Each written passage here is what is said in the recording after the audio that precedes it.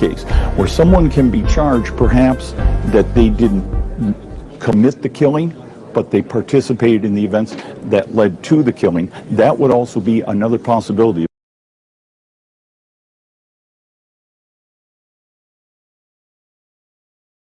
The type of charges we might hear coming out of this press conference this morning.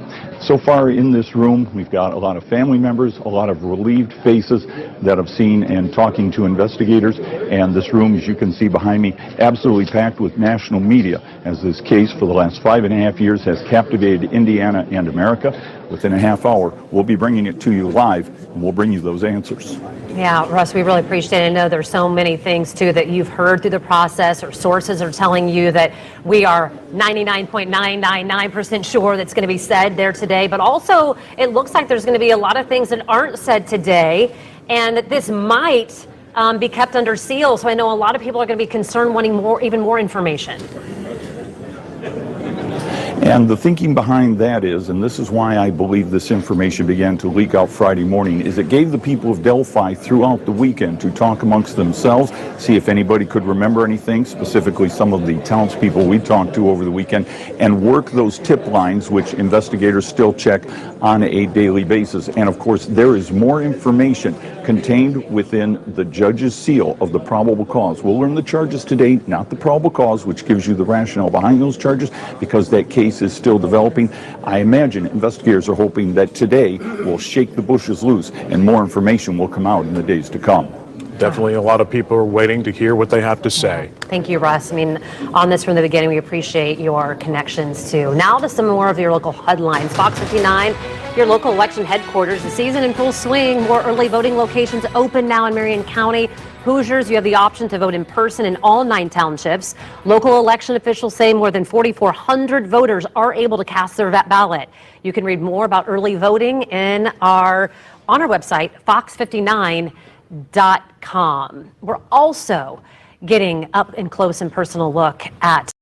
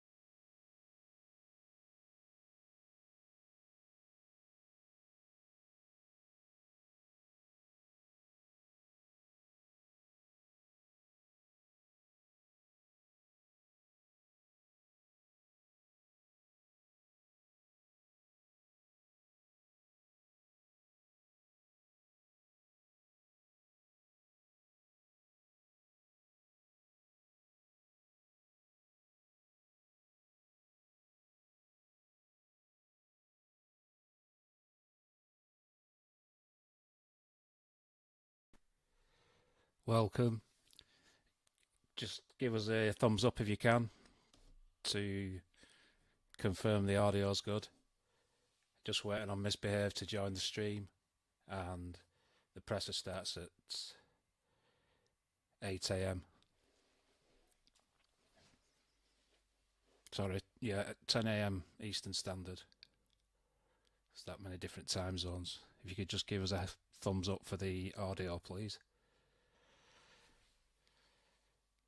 This is a combined stream, volume low, with myself, Matt Black Ink, and Misbehaved. So we're streaming to multiple platforms: Facebook, Twitter, and YouTube.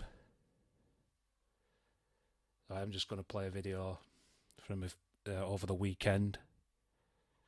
Just let me know if you need the volume in terms of me speaking to you louder, and I can shout a little bit more. Once Misbehaved comes in and joins the stream, I'm sure she'll want to say hi to everybody. So up until then, because I've gone live a little bit early, just because they had cameras in the United Methodist Church from Delphi. A little louder, please. I'm going to have to shout more. Hopefully I can turn that up, and that's as loud as I can. Yeah, it's not froze, it's just they've took an ad break. The press is not due to start till 10 AM Eastern Time.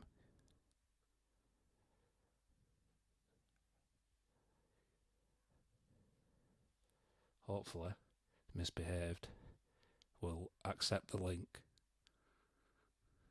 and we'll be good to go to find out if they've caught the murderer of Abigail Williams and Liberty German.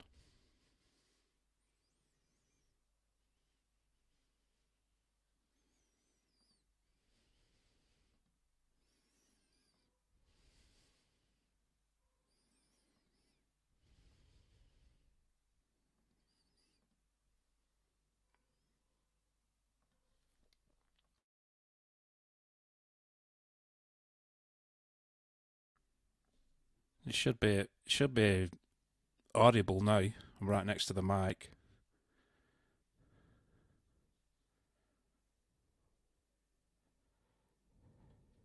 Yeah, I am quite softly spoken until I get frustrated, and then it'll probably increase. That might be better.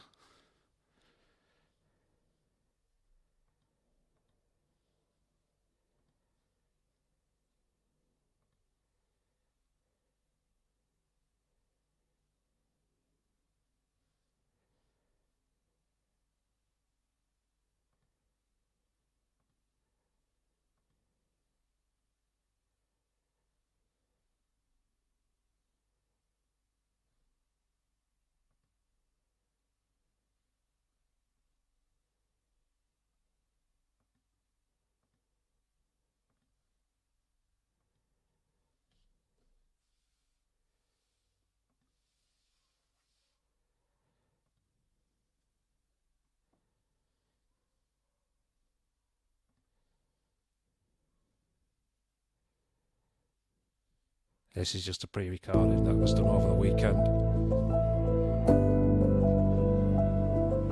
It's been more than 5 years since the murders of Abby Williams and Libby German in Delphi, Indiana. This morning, after all this time, in about 5 hours, we are expecting to get new information in the case, including the person police have arrested. We know that 50-year-old Richard Allen was taken into custody on Friday. Our Samantha Johnson is live in Delphi this morning with what we know right now as we look ahead to that news conference to finally get some new information. Good morning, Samantha. Yeah, Julia, this is where this small community hopes to have more answers later this morning. We are just outside the Delphi United Methodist Church here, just 5 hours ahead of this press conference. So here's what we can tell you right now. We have learned this will be a multi-agency announcement this morning, and we expect to see Indiana State Police here, along with the Carroll County Sheriff's Office and Prosecutor's Office, as well as the United States Marshal Service. And this is where we expect to learn more about the arrest of 50-year-old Richard Allen. We know he was arrested Friday in connection to the 2017 deaths of Libby German and Abby Williams. This morning, there is a growing memorial at the Monon High Bridge Trail here in Delphi honoring those two girls. And according to investigators, as we know, a key piece of evidence in this case that has lasted more than 5.5 years is a short audio recording captured here at the bridge on Libby's cell phone.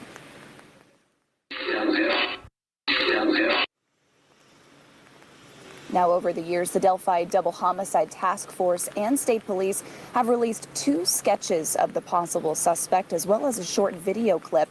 And today, in just 5 hours, we expect to learn more about the man arrested in this case, 50-year-old Richard Allen. We are, by the way, waiting for an official photo of Allen from officials here in Carroll County. That's just one of the details we expect to hear later this morning, coming up at 10 o'clock. We know that press conference, you can watch that live right here on 13 News. I also want to remind you to make sure you have the WTHR News app on your phone. We will send you a push alert where you can watch that live on the app and at WTHR.com. And Samantha Johnson will be there all morning long. And we have reached out to the families of both Abby and Libby, and they've made it clear they will not comment specifically on Friday's arrest until after this morning's news conference at 10 a.m. However, Libby's grandmother, Becky Patty, did post on Facebook over the weekend talking about how she's feeling right now. You can imagine how emotional of a time it is. She said, quote, "At long last, we have a face to go with our monster. I sit here wondering, now what? Where do we go from here? I realize our lives have again made a big change. We have a very difficult path to start down. It is a path we will gladly face, as we now know each step taken is one step closer to our monster being convicted." Her granddaughter Kelsey tweeted last night talking about the news conference later this morning. She also thanked everyone who's given her her space and allowed her to progress quietly and process all this for the last couple of days. We've got a complete timeline of events regarding this case, and you can check it out right now on our website at WTHR.com. I think eventually what we'll be able to do is put the face of the murderer up in between those 2 sketches, and we'll be able to merge them together and become one. And that is what so many people are hoping to see tomorrow, when state police update us on the Delphi murders investigation. After 5 long years, we are just about 10 hours away now from a news conference sharing new details on what happened to Abby Williams and Libby German. We are expecting police to announce what charges 50-year-old Richard Allen faces after his arrest on Friday. Our Logan Gay spent the day in Delphi today talking with people who are ready for answers. This memorial for Abby and Libby on the Monon High Bridge Trail has continued to grow. This is the same place the girls went on a walk on that tragic day in February 2017. We're a small community in a small town, and it's not something you ever expect. So it was terrifying. For 5 long years, people living in Delphi have been waiting for answers to who killed Abby Williams and Libby German. I think that there's kind of been a cloud over the community, a strong search for answers. You know, the families never gave up. It hit close to home for many families. When your daughter asks to go for a walk, it makes you think twice. It's kind of scary. But the recent arrest of 50-year-old Richard Allen has given them hope the mystery will soon come to an end. I really hope that this is the right answer and that we can finally get some closure and peace from it, and for the families that have fought so strong for this answer. I was just ecstatic. I was happy that they had made an arrest, and I hope they have. One detail says the community feeling unsettled. Several neighbors say they remember seeing Allen work in the pharmacy department at the Delphi CVS. To learn more about his work history, we checked Indiana's public licensing agency and found a Richard Matthew Allen with a pharmacy tech license. We then called to see if Allen was employed at the store in Delphi. The store directed us to the corporate office, which has not responded. It's 2 blocks away. You know, we go there all the time. I take my kids in there. It's scary that it could be that close. Community members are cautiously optimistic about Monday's press conference. And they say if there's a guilty verdict one day, this crime has still changed their town forever. A sense of relief, but I don't think it's something that we'll ever forget. I think that we'll always have that awareness. I could have just bring closure and everything else, but they'll still live on with us. We reached out to Carroll County Sheriff's Department as well as White County, where Allen is being held, and they both say that no further information will be available until Monday. This case has certainly captivated the country for more than 5 years now, and the search for the suspect has really evolved many times. We got our first Our first look at the man in the blue jacket the day after Abby and Libby were found murdered. And then a week later, that audio clip you just heard pulled from Libby's cell phone. State police later released 2 sketches and a few more frames of the clip from Libby's phone with a slightly longer audio clip. It would then be years before we got any new information. You might remember, though, a search warrant leaked back in May of this year revealed new details about the crime scene. From that warrant, we learned one of the victims was missing a piece of clothing. There were no visible signs of a struggle or a fight, and police recovered fibers and unidentified hairs from the scene. It also appeared that the girls' bodies were moved or staged at the scene. Friday's arrest in connection to this case is most personal for Abby and Libby's families. They have been adamant they won't be commenting specifically on the arrest until after the press conference tomorrow morning. However, Libby's grandmother, Becky Patty, wrote how she was feeling on Facebook this weekend. Take a look here. She said, quote, "At long last, we have a face to go with our monster. I sit here wondering, now what? Where do we go from here? I realize our lives have again made a big change. We have a very difficult path to start down. It is a path we will gladly face, as we know each step taken is one step closer to our monster being convicted." Her granddaughter, Kelsey, tweeted about 4 hours ago as well, promoting the press conference tomorrow. And she also thanked everyone who's given her some space, allowed her to process quietly for a couple of days. We last spoke with Kelsey and with Abby's mother back in February. They shared confidence even then the killer would be caught.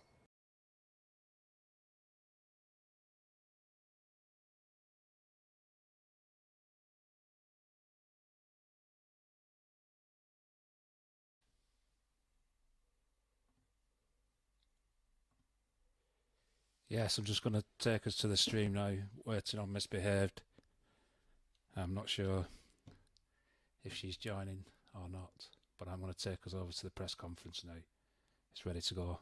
Welcome to the stream. Streaming on Facebook, Twitter and YouTube across various platforms. The YouTube platform is Misbehaved's platform. I'll probably upload it to mine as well later, which is Matt Black Inc. And I'm going to get the stream on so we're early for it to start, and hopefully they have arrested the murderer of Abigail Williams and Liberty German. Welcome in, people just joining the chat. Good to see you.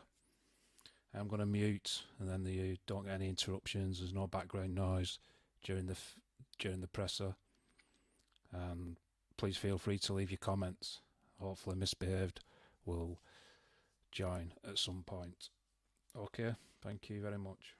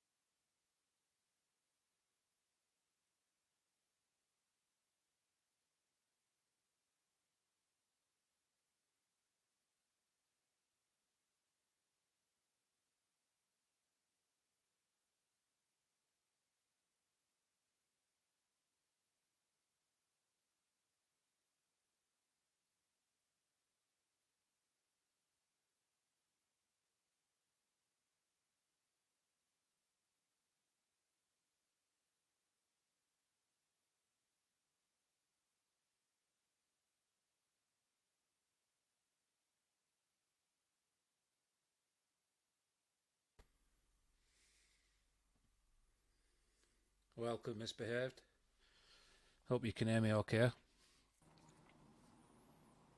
Just so people are aware, I've just added you to the stream. It's meant to be starting in 60 seconds or less, and the stream is from the Indiana State Police website. I'm not using the news media. Use the Indiana State Police as they're streaming it. Are you talking to me? Volume's on full.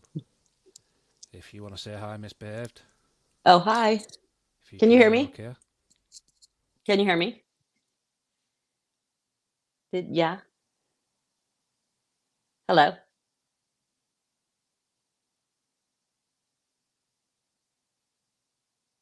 Hello. Have you Can you hear me? audio misbehaved? I'm have it on. Can you not hear me? Hello. Can you hear me now?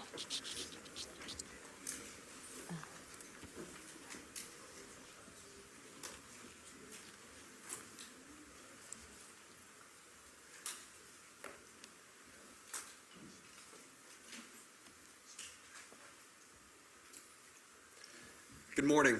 My name is Sergeant Jeremy Piers, Public Information Officer for the Indiana State Police Lafayette Post. I'd like to thank you all for being here and thank the Delphi United Methodist Church for allowing us to use their facility. This morning, we're going to provide an update on the investigation into the murders of Abigail Williams and Liberty German. Before we get started, I'm going to introduce to you our speakers, Superintendent of the Indiana State Police, Doug Carter, the Carroll County Sheriff, Tobe Lesenby, and the Carroll County Prosecutor, Nick McClelland. I'd like to remind everyone that this continues to be an active and ongoing investigation. At the conclusion of this press conference, we are going to answer a limited amount of questions out of respect to the investigation and the process that will follow today. We will not discuss evidence that is related to this investigation. On behalf of the Delphi Double Homicide Task Force, thank you all for your continued support. I would now like to introduce to you our first speaker, Superintendent of the Indiana State Police, Doug Carter.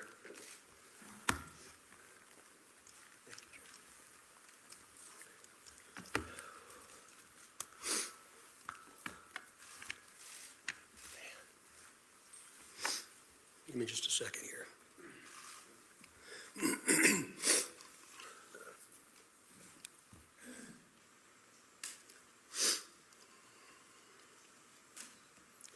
Seldom do I have prepared remarks, but today is different because I do not want there to be any confusion or ambiguity with what I will say. Today is not a day to celebrate, but the arrest of Richard M. Allen of Delphi on 2 counts of murder is sure a major step in leading to the conclusion of this long-term and complex investigation.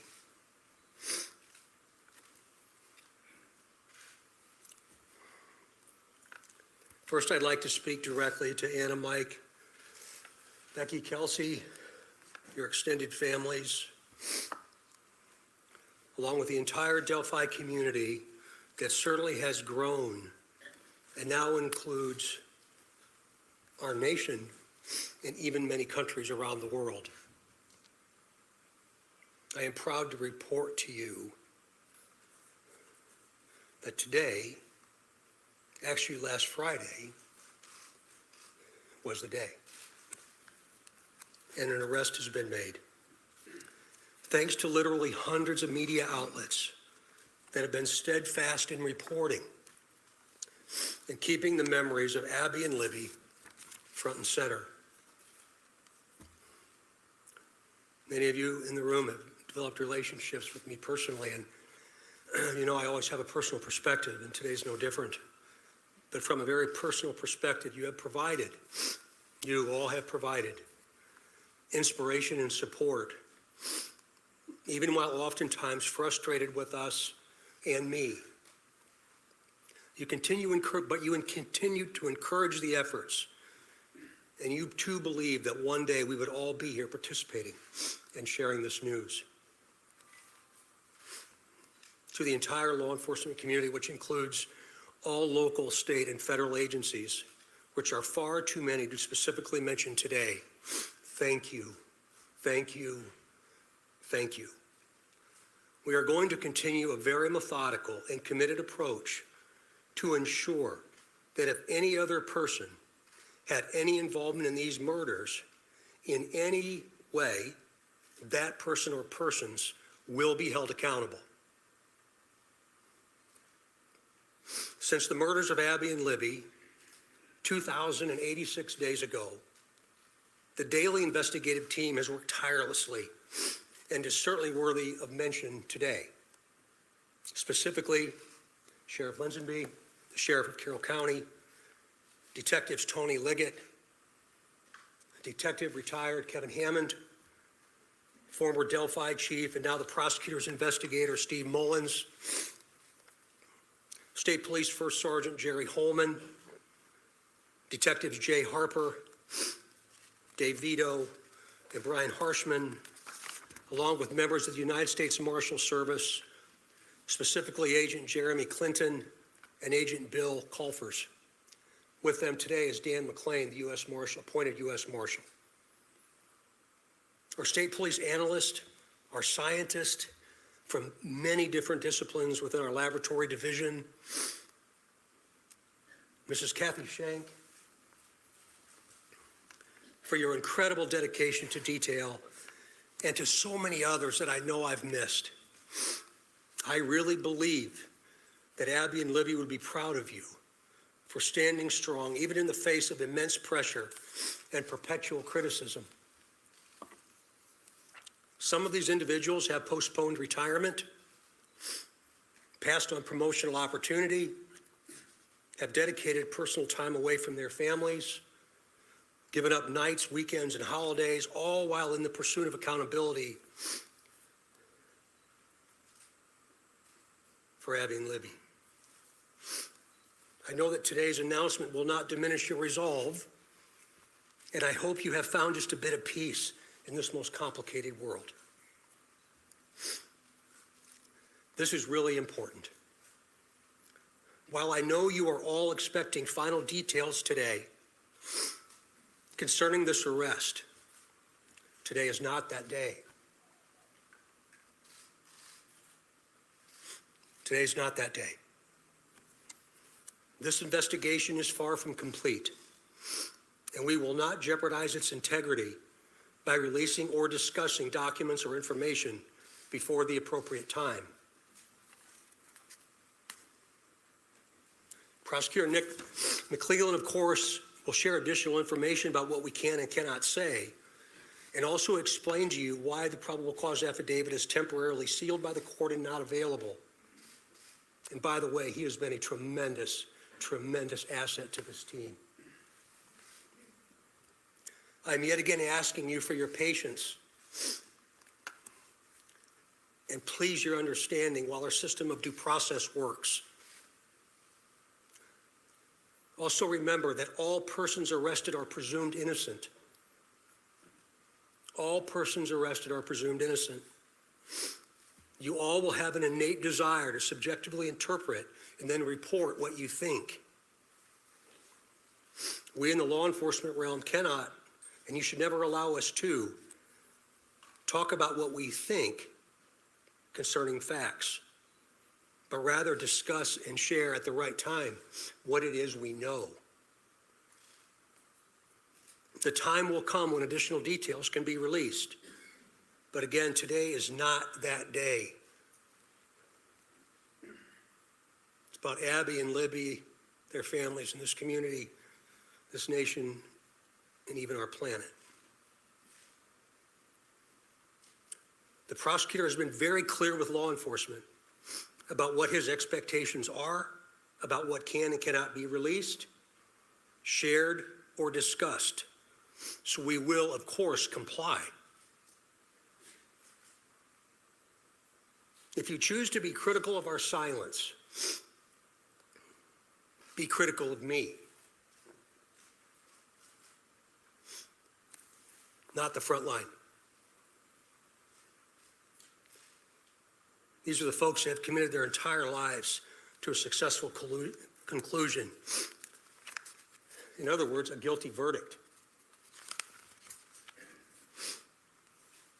As we move to the next phase of this investigation, I will continue to offer all resources that the ISP has to not only the investigative team I anticipate growing, but also to Prosecutor McClellan as we prepare for the coming months. Again, Nick has been very resolute and very clear, and I'm most grateful for his leadership. And it's going to be really important as we move forward. Please continue offering tips that you would like to share. The many avenues to report will remain open and will be available to all. Please continue doing that. In closing, I stand before you in this church and very place where we held our first briefing nearly 6 years ago, and just hours after the murders of Abby and Libby. Right here.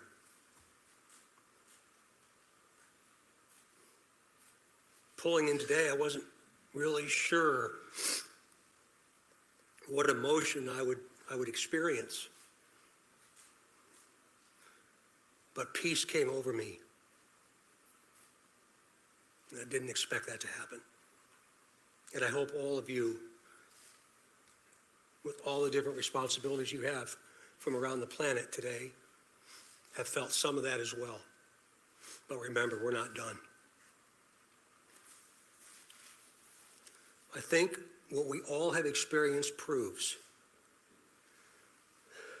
that together there's nothing we cannot do. But more importantly, giving of ourselves, all of us,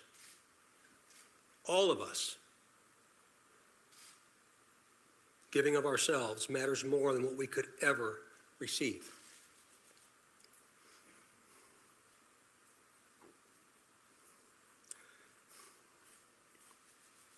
Abby and Libby, though in death, have had a profound effect on so many of us, on how we live, and as importantly, who we all should be.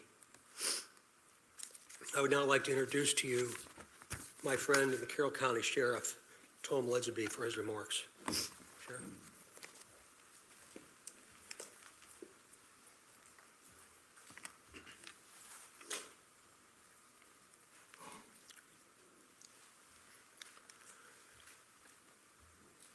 I believe in a God of justice and righteousness. Today, I believe that same God has provided us with justice for Abby and Libby.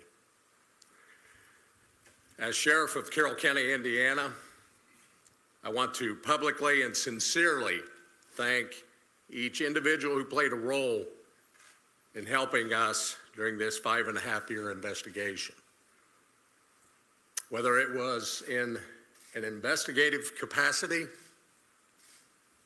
providing tips, cards or letters of suggestions or encouragement, phone calls, and thousands of other countless ways of communicating. I earnestly thank those who prayed for this moment in time. We now move forward through the Indiana criminal justice system, allowing the system to provide its due diligence and process in providing that justice which is owed Abby and Libby, their families, in this community. Thank you.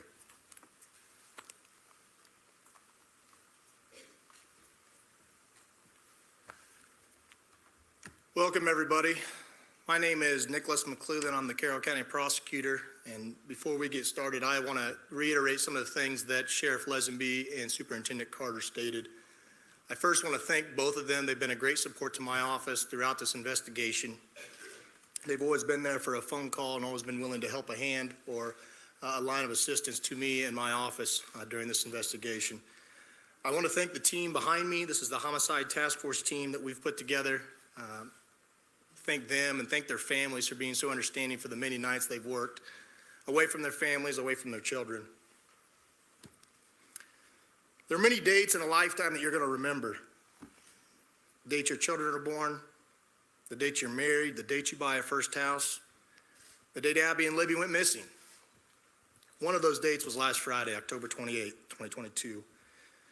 At that time, we had gathered evidence to formulate a PC that we submitted to the court, and the judge did find probable cause for an arrest of Richard Allen. He's been charged with 2 counts of murder for the murder of Abigail Williams and Liberty German. This investigation is still very ongoing. We're keeping the tip line open, the tip email open.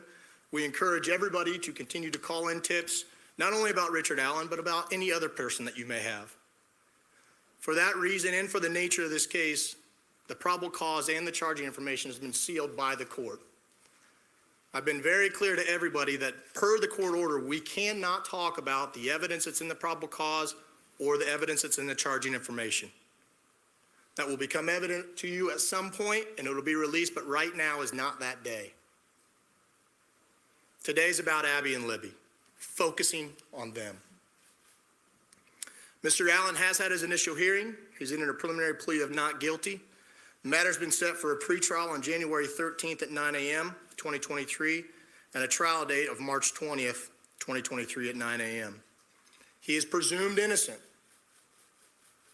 We will have an opportunity and day in court when we can present the evidence that we have against him. But until that day, he is presumed innocent. I want to open up to a few limited questions from the audience. But again, keep in mind, we are not going to talk about the evidence that we have in this case or about the charging information. We cannot. Those things have been sealed by the court. And so I want to open up a few questions. Prosecutor, when did Richard Allen become a suspect, and do you think he acted alone? Again, that's part of the investigation, so I'm not going to talk about those things. What I can say is that we have probable cause established by the court for his arrest, and he is in custody. He's being held currently without bond. How long has he been a suspect? I'm sorry? Again, that gets into the evidence we have of the investigation, and I know from everybody it's frustrating. I know everybody, not only reporters, but the family, everybody wants to know more information. I understand it's frustrating, but my goal is to maintain the integrity of this case. Superintendent Carter, you had said that you believe that you had spoken to the suspect or the suspect's family 2 years ago. Is this man one of those people? Again, I appreciate the question, but we're getting into the timeline of events, and today's not the time to do that. Can you talk about how rare it is?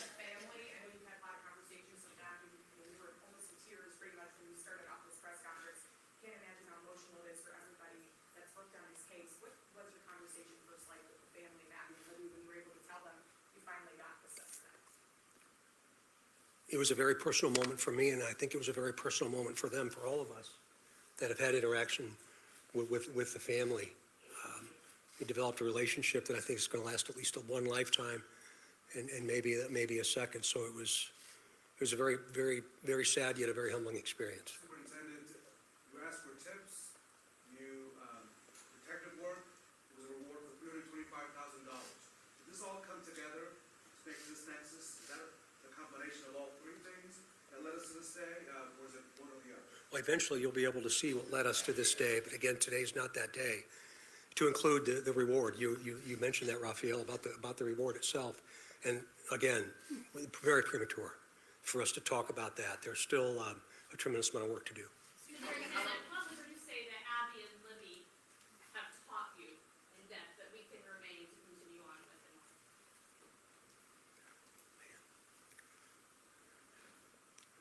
I think probably resilience and understanding the value of each and every day. That today was the day, but I didn't anticipate they ever thought today would be their day. And I feel like I've known for a long time.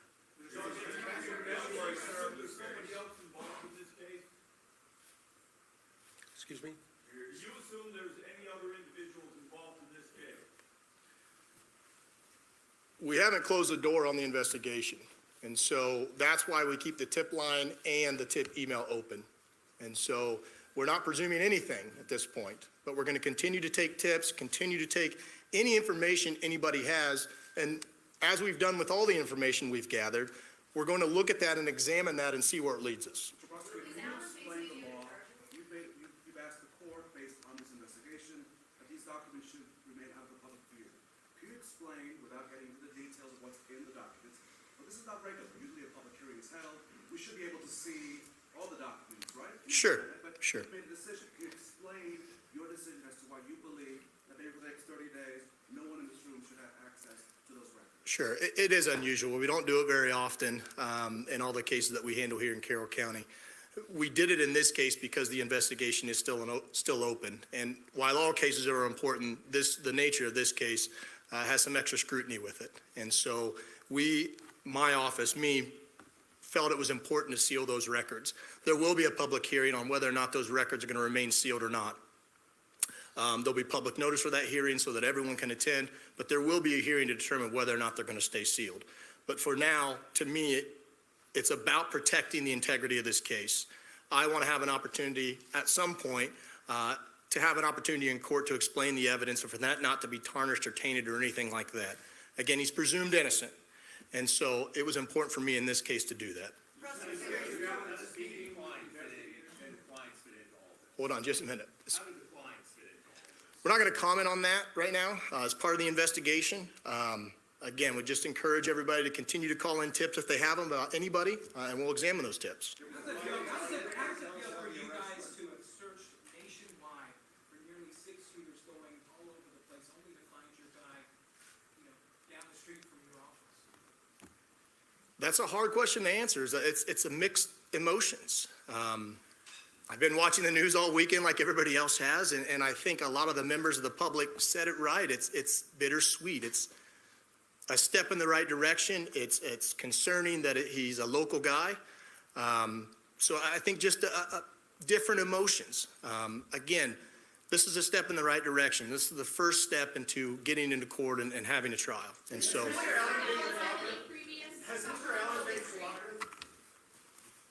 All right. That concludes our press conference today. Shortly, I will be releasing a press release that will have his photo and a couple more details that'll also be here for handout. That'll also be on the Indiana State Police Lafayette Post Facebook page. Right after this press conference, I'm going to send it out. There's also hard documents in the back. Thank you all for taking the time to be here today, and be safe as you travel home.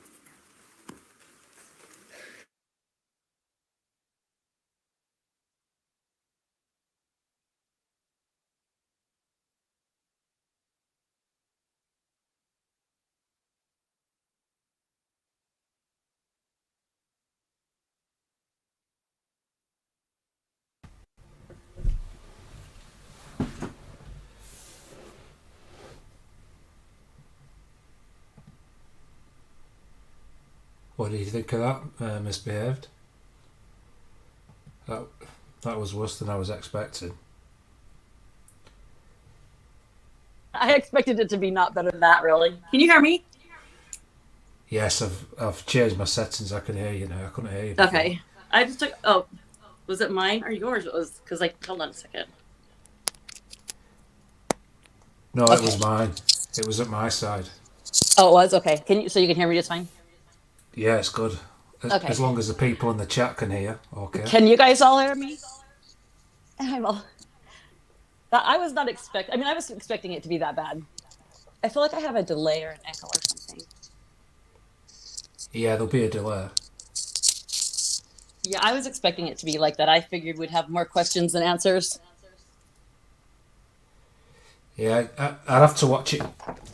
Do you want me to play it again and then? Do you guys want to watch it again? Periodically, I can stop it to discuss. Yeah, let's go ahead. Yeah, shall we do that? Yeah, let's do it.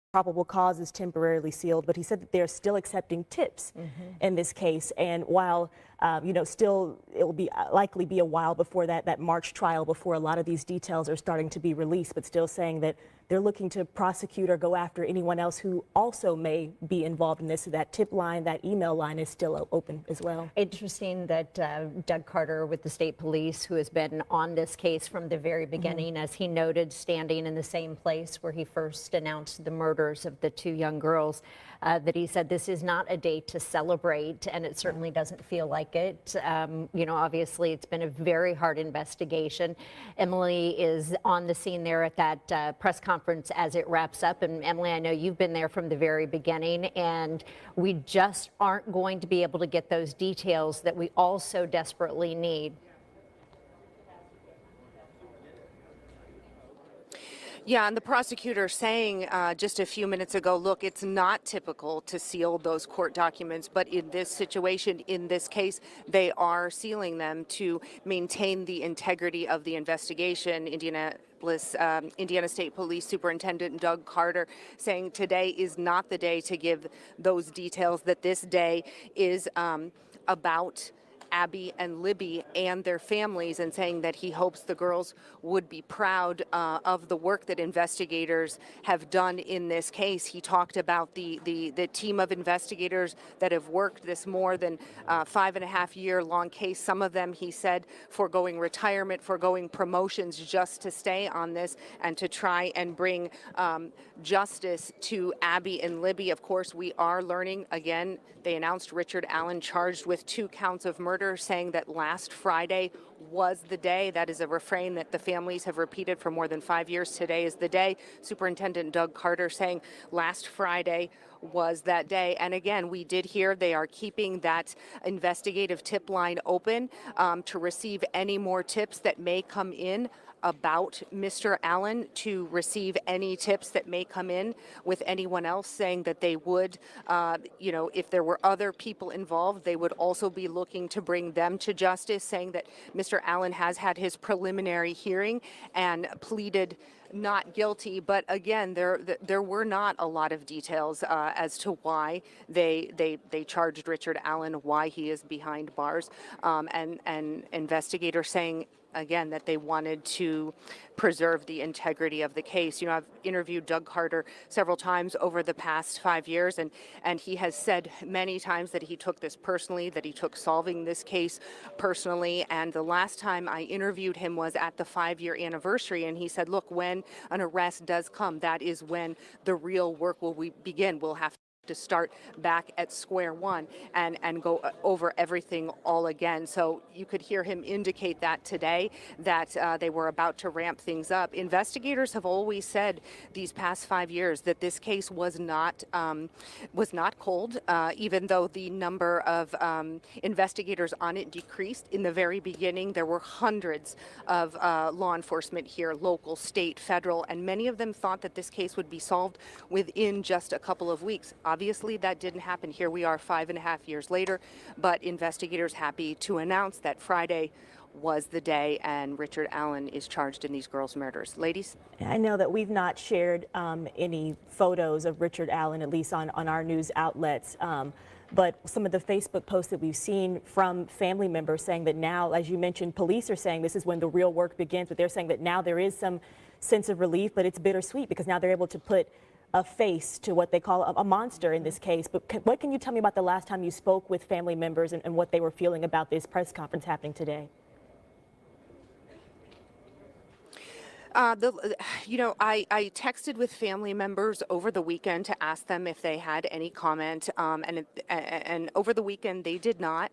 They thanked me for being in touch and understood that we were reaching out to them, but they didn't want to comment until they heard what state police, what investigators had to say at today's press conference. Of course, we will be reaching out to them now to get some thoughts from them. But over the weekend, they were pretty tight-lipped. We did talk to them at the 5-year anniversary. And, one thing that stuck with me, well, a few things. Kelsey German, Libby's sister, saying that she hears her sisters laugh every morning. And she was the last person to see the girls alive. She's the one that dropped them off at the trail to go hiking that day. Another thing that that stuck with me is Mike Patty, Libby's grandfather, talking about how he thinks about all of the plans that he had with his granddaughter to teach her to drive, to watch her graduate high school, how that would not happen. Anna Williams, Abby was her only child. Anna repeatedly told me on a few occasions that she thought, in her own opinion, that the suspect was probably someone local, although she couldn't be sure. No one could be sure. But Mike Patty, Libby's grandfather, always saying, there is a killer still out there and he knows where Delphi is. He always said that. So the family was always grateful to talk, to have the opportunity to talk, because they wanted to make sure that people were not forgetting these two girls. And as you heard Doug Carter say, this community of Delphi, the nation, even the world, has not forgotten and took an interest in this case. There really was a global interest in this case of these two young girls, and we heard that again today. Noting that the Today Show was covering this story and this possible break in the case today. I know that you have talked to a lot of community members there, and you started off by saying that it just really has never been the same, a small community. Noting, of course, that the person that they have under arrest is presumed innocent until found guilty, which Doug Carter was very made sure he mentioned over and over again. But to find out that a man in that very small community is the one that has been arrested and is charged in the girls' murders, I just can't imagine what those community members are going to be feeling now, Emily. Yeah, it's really breathtaking when you think about it. I think about all of the times when I have been in Delphi and talked to parents, and how they said it just changed how they felt about letting their kids out alone. I think about the first day being here and talking to the school superintendent, and how the concern was there from parents, that they had to go to work that day, and they were concerned for their children's safety, and were things going to be safe at school. I think about the teenagers that I've talked to over the years who went to school with Abby and Libby, who were in 8th grade with the girls, who knew the girls, and now they're grown up now. Now they've graduated from high school, and some of them are still here, and they say, things changed for us as teenagers after that. Our lives were not as carefree as they used to be, and people always wondering, was it somebody right down the street? I remember talking to, family members, Abby and Libby's family members, and saying, when they're in the grocery store, when they're, at the post office, looking at the faces of every man that walked by, wondering, is that the man from the sketch? Is that the man from the bridge? So, it really, it changed everything about this small town. Well, in case some of our viewers were not at the top of the hour with us, we do have some sound from Superintendent with the IPS, Doug Carter, talking about this case here just a few minutes ago. And also, it is really, it doesn't go unnoticed, Emily, how emotional he is and will probably continue to be about this case. Let's take a listen.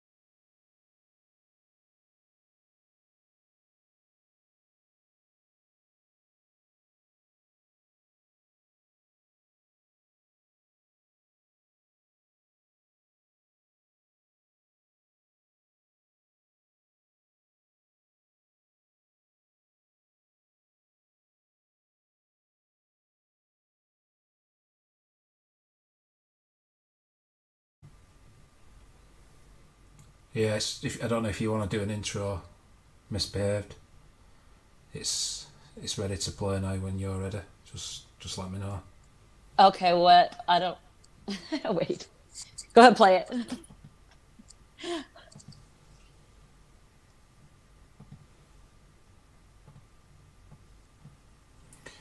Are you able to stop it from your end? What if you want to discuss certain parts, or do you just want to ask me to stop, to pause it?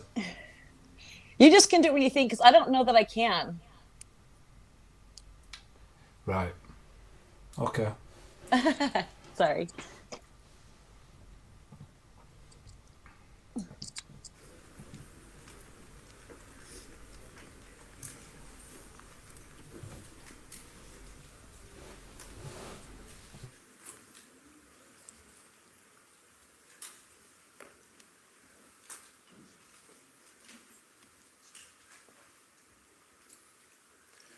Good morning. My name is Sergeant Jeremy Piers, Public Information Officer for the Indiana State Police Lafayette Post. I'd like to thank you all for being here and thank the Delphi United Methodist Church for allowing us to use their facility. This morning, we're going to provide an update on the investigation into the murders of Abigail Williams and Liberty German. Before we get started, I'm going to introduce to you our speakers, Superintendent of the Indiana State Police, Doug Carter, the Carroll County Sheriff, Tobe Lesenby, and the Carroll County Prosecutor, Nick McClelland. I'd like to remind everyone that this continues to be an active and ongoing investigation. At the conclusion of this press conference, we are going to answer a limited amount of questions out of respect to the investigation and the process that will follow today. We will not discuss evidence that is related to this investigation. On behalf of the Delphi Double Homicide Task Force, thank you all for your continued support. I would now like to introduce to you our first speaker, Superintendent of the Indiana State Police, Doug Carter.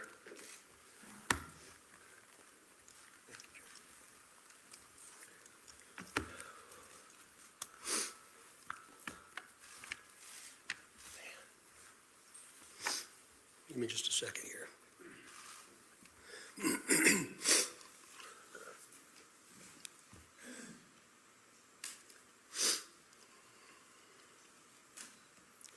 Seldom do I have prepared remarks, but today is different because I do not want there to be any confusion or ambiguity with what I will say.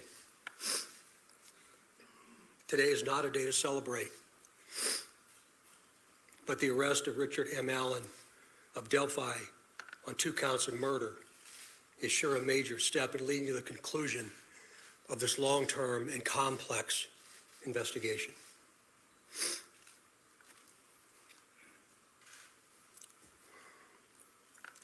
First, I'd like to speak directly to Anna, Mike, Becky, Kelsey, your extended families,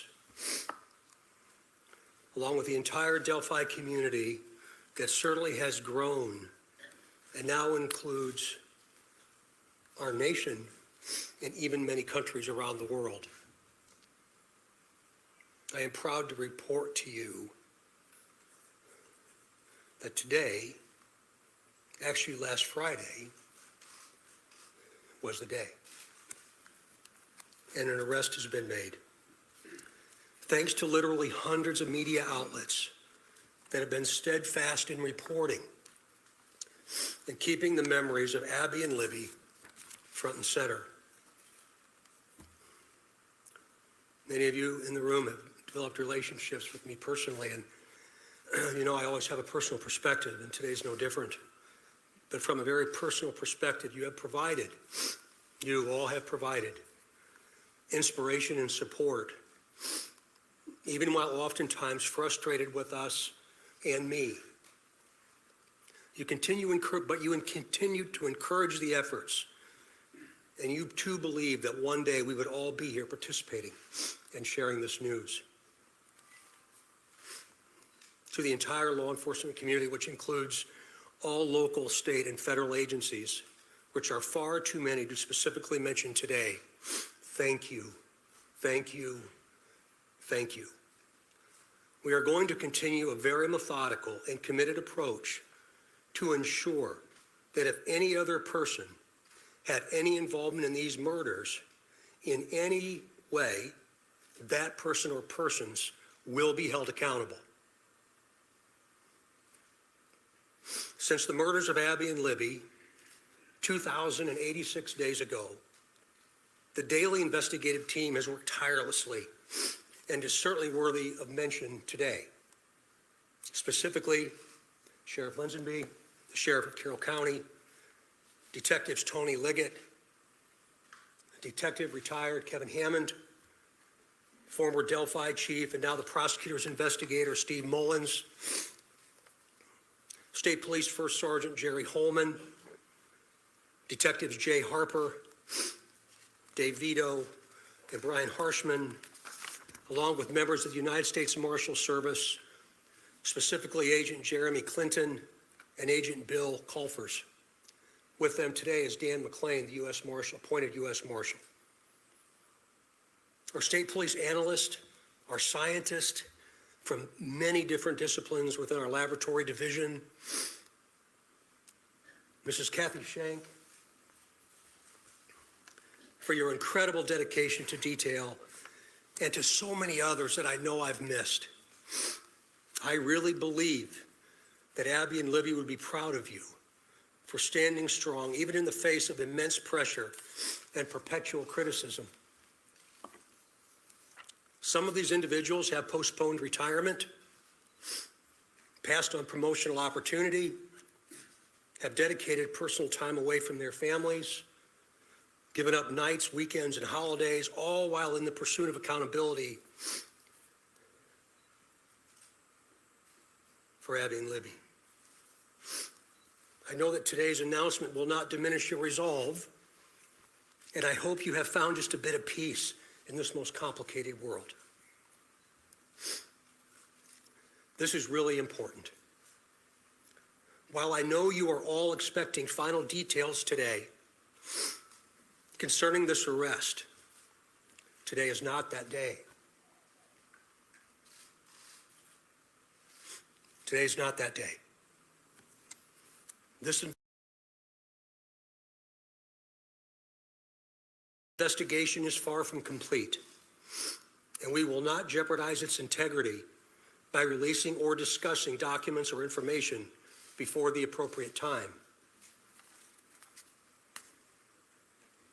Prosecutor Nick McClellan, of course, will share additional information about what we can and cannot say, and also explain to you why the probable cause affidavit is temporarily sealed by the court and not available. And by the way, he has been a tremendous, tremendous asset to this team. I'm yet again asking you for your patience and please your understanding while our system of due process works. Also remember that all persons arrested are presumed innocent. All persons arrested are presumed innocent. You all will have an innate desire to subjectively interpret and then report what you think. We in the law enforcement realm cannot, and you should never allow us to, talk about what we think concerning facts, but rather discuss and share at the right time what it is we know. The time will come when additional details can be released. But again, today is not that day. It's about Abby and Libby, their families, and this community, this nation, and even our planet.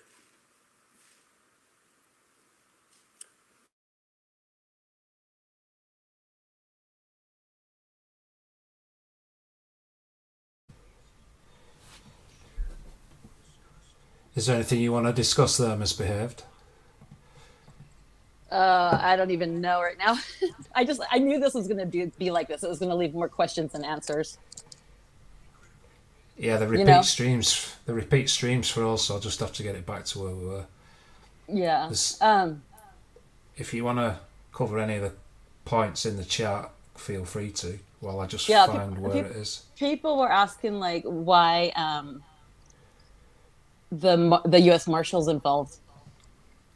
Yeah, you able to answer things like that? I can't answer that. No, I'm just wondering if that's the guy that's standing back behind him to the right, you know, in the presser. But I can't answer that. I have no idea. Yeah, it's one of the more unusual presses I've seen. Yeah. I've not really been able to absorb what they're actually telling us here. I don't think that they're really telling us much of anything. I mean, I don't know. I expected them to announce the arrest as him being bridge guy. Right, but they didn't. That never happened. Mm-mm. And then he made it very clear that all others involved, if any, will be, So it's like leaving that door open for a lot more to be involved, I think. Or letting them know that they're not going to get away with it. Yeah. I wonder exactly who he's speaking to when he says that. If he knows, you know what I mean? Yeah, he said he wasn't going to talk he wasn't going to talk cryptically, but it seems it was more cryptic than ever before. He was so sweaty and nervous seeming. I don't know. Well, what about Yeah, Alan was asking about what was the point of the presser, which I can understand. It seemed to get all of the media to that press conference was a massive undertaking for the media, and they cut them short. They didn't want to engage in any of the conversation, and I don't mean related to the case. There's ways you can communicate with the media without giving away sensitive or information that might affect a trial. They're even giving out less because they're sealing the affidavit. I mean, yeah, he said for 30 days, didn't he? He said 30 days, and then didn't Nick McClellan say that it could be for longer than that? Yeah, I just caught the 30 days. We'll catch it again now, but yeah, and he's looking like he's been stressing out. Nick McClellan, yeah, Nick. Yeah. Yeah, Doug Carter didn't look well then to me. Yeah, neither of them actually looked very well. Yeah, does anyone else have any 30 days and a thoughts hearing. on that? Yeah. Yeah, Julia's raising some good points. She's saying, don't you think it's strange that the media reported that Alan is not cooperating? What if he actually is? Anna, Mike, Becky, Kelsey, no mention of Derek and Kerry. Oh, he didn't mention them, that's true. Right, I think I've got the stream back to approximately where we were, so I'll just carry on playing that. Okay.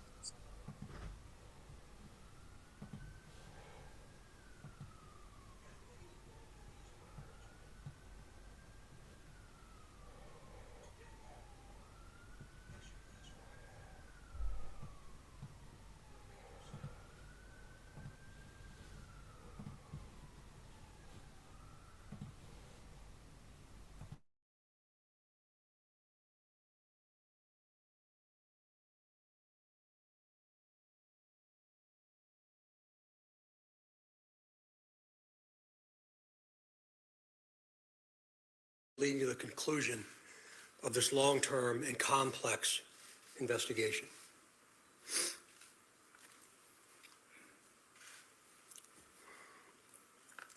First, I'd like to speak directly to Anna, Mike, Becky, Kelsey, your extended families, along with the entire Delphi community that certainly has grown and now includes our nation and even many countries around the world. I am proud to report to you that today, actually last Friday, was the day. And an arrest has been made. Thanks to literally hundreds of media outlets that have been steadfast in reporting and keeping the memories of Abby and Libby front and center. Many of you in the room have developed relationships with me personally, and I always have a personal perspective, and today's no different. But from a very personal perspective, you all have provided inspiration and support, even while oftentimes frustrated with us and me. You continue to encourage the efforts, and you too believe that one day we would all be here participating and sharing this news. to the entire law enforcement community, which includes all local, state, and federal agencies, which are far too many to specifically mention today. Thank you, thank you, thank you. We are going to continue a very methodical and committed approach to ensure that if any other person had any involvement in these murders in any way, that person or persons will be held accountable. Since the murders of Abby and Libby 2,086 days ago, the daily investigative team has worked tirelessly and is certainly worthy of mention today. Specifically, Sheriff Lazenby, the Sheriff of Carroll County, Detectives Tony Liggett, Detective retired Kevin Hammond, former Delphi Chief and now the prosecutor's investigator Steve Mullins, State Police First Sergeant Jerry Holman, Detectives Jay Harper, Dave Vito, and Brian Harshman, along with members of the United States Marshal Service, specifically Agent Jeremy Clinton and Agent Bill Colfers. With them today is Dan McClain, the U.S. Marshal, appointed U.S. Marshal. Our state police analyst, our scientist from many different disciplines within our laboratory division, Mrs. Kathy Shank, for your incredible dedication to detail and to so many others that I know I've missed. I really believe that Abby and Libby would be proud of you for standing strong, even in the face of immense pressure and perpetual criticism. Some of these individuals have postponed retirement, passed on promotional opportunity, have dedicated personal time away from their families, given up nights, weekends, and holidays, all while in the pursuit of accountability for Abby and Libby. I know that today's announcement will not diminish your resolve, and I hope you have found just a bit of peace in this most complicated world. This is really important. While I know you are all expecting final details today concerning this arrest, today is not that day. Today is not that day. This investigation is far from complete, and we will not jeopardize its integrity by releasing or discussing documents or information before the appropriate time.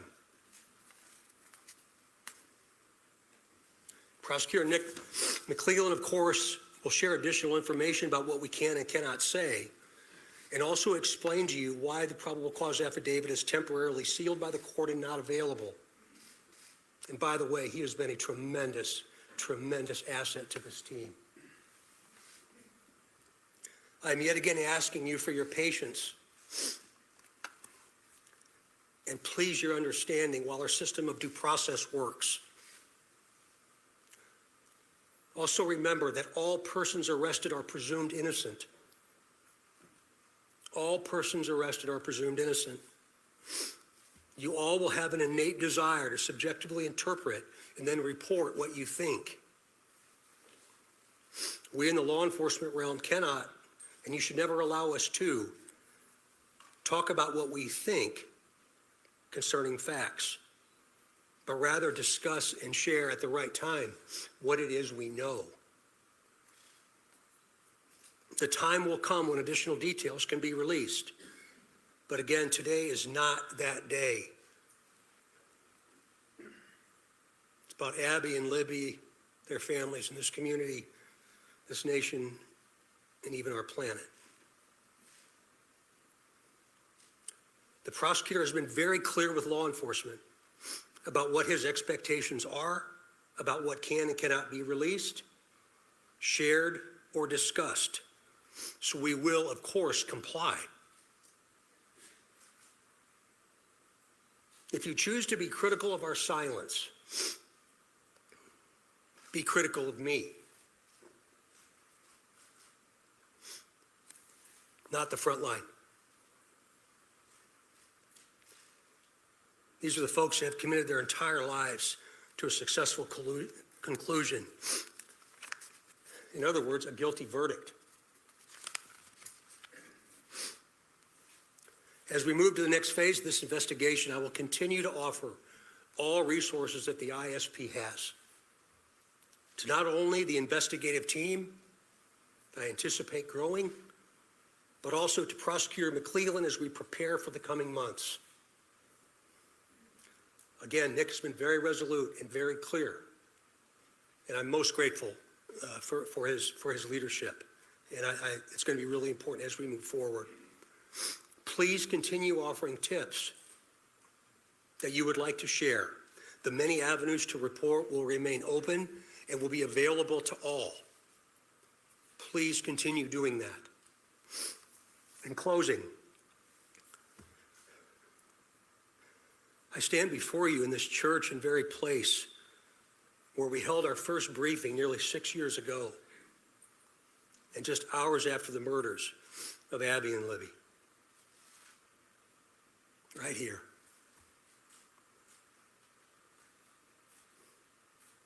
Pulling in today, I wasn't really sure what emotion I would experience. But peace came over me. And I didn't expect that to happen. And I hope all of you, with all the different responsibilities you have from around the planet today, have felt some of that as well. But remember, we're not done. I think what we all have experienced proves that together there's nothing we cannot do. But more importantly, giving of ourselves, all of us,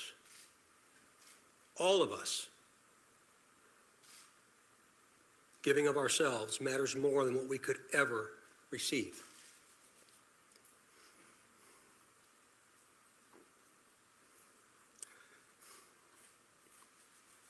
Abby and Libby, though in death, have had a profound effect on so many of us, on how we live, and as importantly, who we all should be. I would now like to introduce to you my friend and the Carroll County Sheriff, Tom Ledsby, for his remarks. Sheriff.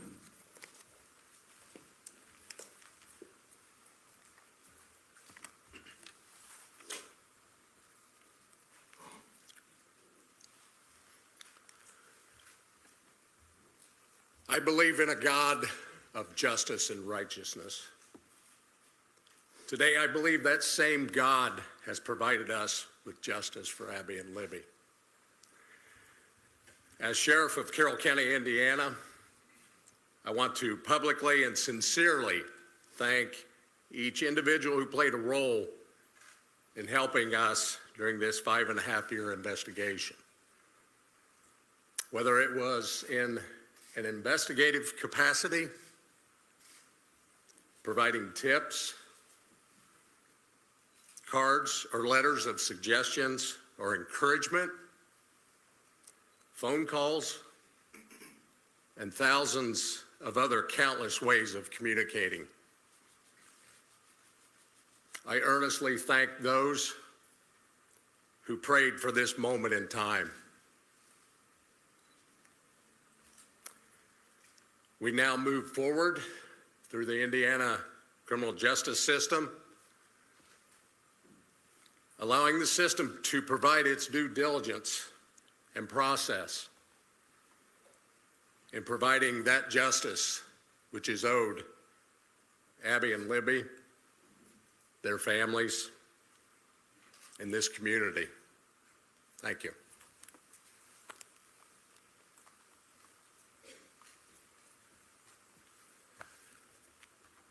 Welcome, everybody. My name is Nicholas McClellan. I'm the Carroll County Prosecutor. And before we get started, I want to reiterate some of the things that Sheriff Lesenby and Superintendent Carter stated. I first want to thank both of them. They've been a great support to my office throughout this investigation. They've always been there for a phone call and always been willing to help a hand or a line of assistance to me and my office during this investigation. I want to thank the team behind me. This is the Homicide Task Force team that we've put together. Thank them and thank their families for being so understanding for the many nights they've worked away from their families, away from their children. There are many dates in a lifetime that you're going to remember. The date your children are born, the date you're married, the date you buy a first house, the date Abby and Libby went missing. One of those dates was last Friday, October 28, 2022. At that time, we had gathered evidence to formulate a PC that we submitted to the court, and the judge did find probable cause for an arrest of Richard Allen. He's been charged with 2 counts of murder for the murder of Abigail Williams and Liberty German. This investigation is still very ongoing. We're keeping the tip line open, the tip email open. We encourage everybody to continue to call in tips, not only about Richard Allen, but about any other person that you may have. For that reason and for the nature of this case, the probable cause and the charging information has been sealed by the court. I've been very clear to everybody that per the court order, we cannot talk about the evidence that's in the probable cause or the evidence that's in the charging information. That will become evident to you at some point and it'll be released, but right now is not that day. Today's about Abby and Libby, focusing on them. Mr. Allen has had his initial hearing. He's entered a preliminary plea of not guilty. The matter's been set for a pretrial on January 13th at 9 a.m. 2023 and a trial date of March 20th, 2023 at 9 a.m. He is presumed innocent. We will have an opportunity and day in court when we can present the evidence that we have against him. But until that day, he is presumed innocent. I want to open it up to a few limited questions from the audience. But again, keep in mind, we are not going to talk about the evidence that we have in this case or about the charging information. We cannot. Those things have been sealed by the court. And so I want to open up a few questions. Prosecutor, when did Richard Allen become a suspect, and do you think he acted alone? Again, that's part of the investigation, so I'm not going to talk about those things. What I can say is that we have probable cause established by the court for his arrest, and he is in custody. He's being held currently without bond. How long has he been a suspect? I'm sorry? Again, that gets into the evidence we have of the investigation, and I know from everybody it's frustrating. I know everybody, not only reporters, but the family, everybody wants to know more information. I understand it's frustrating, but my goal is to maintain the integrity of this case. Superintendent Carter, you had said that you believe that you had spoken to the suspect or the suspect's family 2 years ago. Is this man one of those people? Again, I appreciate the question, but we're getting into the timeline of events, and today's not the time to do that. Can you talk about how rare it is? Family, I know you've had a lot of conversations with them. We were almost in tears pretty much when we started off this press conference.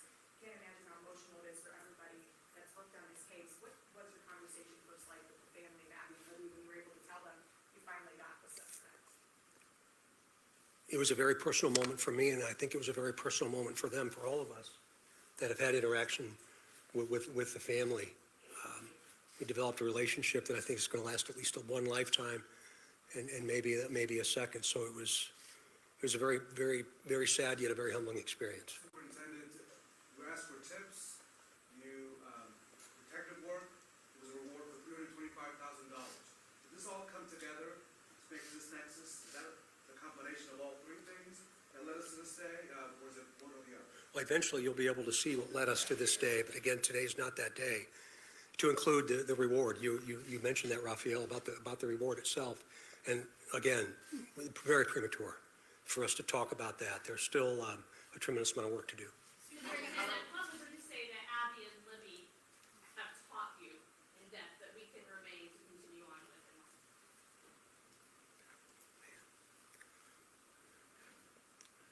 I think probably resilience and understanding the value of each and every day. That today was the day, but I didn't anticipate they ever thought today would be their day.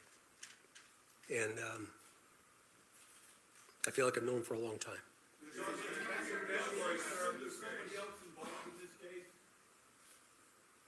Excuse me? Do you assume there's any other individuals involved in this case? We haven't closed the door on the investigation. And so that's why we keep the tip line and the tip email open. And so we're not presuming anything at this point, but we're going to continue to take tips, continue to take any information anybody has. And as we've done with all the information we've gathered, we're going to look at that and examine that and see where it leads us. You've asked the court, based on this investigation, that these documents should remain out of the public view. Can you explain, without getting into the details of what's in the documents, but this is not regular, usually a public hearing is held, we should be able to see all the documents, right? Sure, But sure. you made a decision. Can you explain your decision as to why you believe that maybe for the next 30 days, no one in this room should have access to those records? Sure, it is unusual. We don't do it very often in all the cases that we handle here in Carroll County. We did it in this case because the investigation is still open. And while all cases are important, the nature of this case has some extra scrutiny with it. And so my office, felt it was important to seal those records. There will be a public hearing on whether or not those records are going to remain sealed or not. There'll be public notice for that hearing so that everyone can attend, but there will be a hearing to determine whether or not they're going to stay sealed. But for now, to me, it's about protecting the integrity of this case. I want to have an opportunity at some point to have an opportunity in court to explain the evidence and for that not to be tarnished or tainted or anything like that. Again, he's presumed innocent. And so it was important for me in this case to do that. Hold on just a minute. We're not going to comment on that right now as part of the investigation. Again, we just encourage everybody to continue to call in tips if they have them about anybody, and we'll examine those tips. How does it feel for you guys to have searched nationwide for nearly 6 years, going all over the place, only to find your guy, down the street from your office? That's a hard question to answer. It's a mixed emotions. I've been watching the news all weekend like everybody else has, and I think a lot of the members of the public said it right. It's bittersweet. It's a step in the right direction. It's concerning that he's a local guy. So I think just different emotions. Again, this is a step in the right direction. This is the first step into getting into court and having a trial. And so.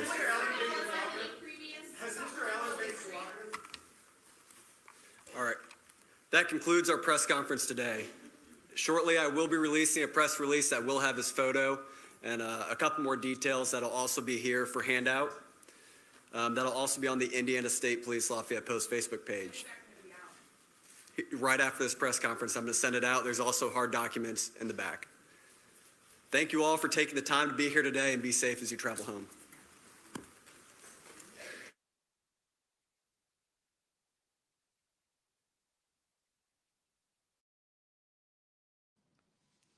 So I wonder,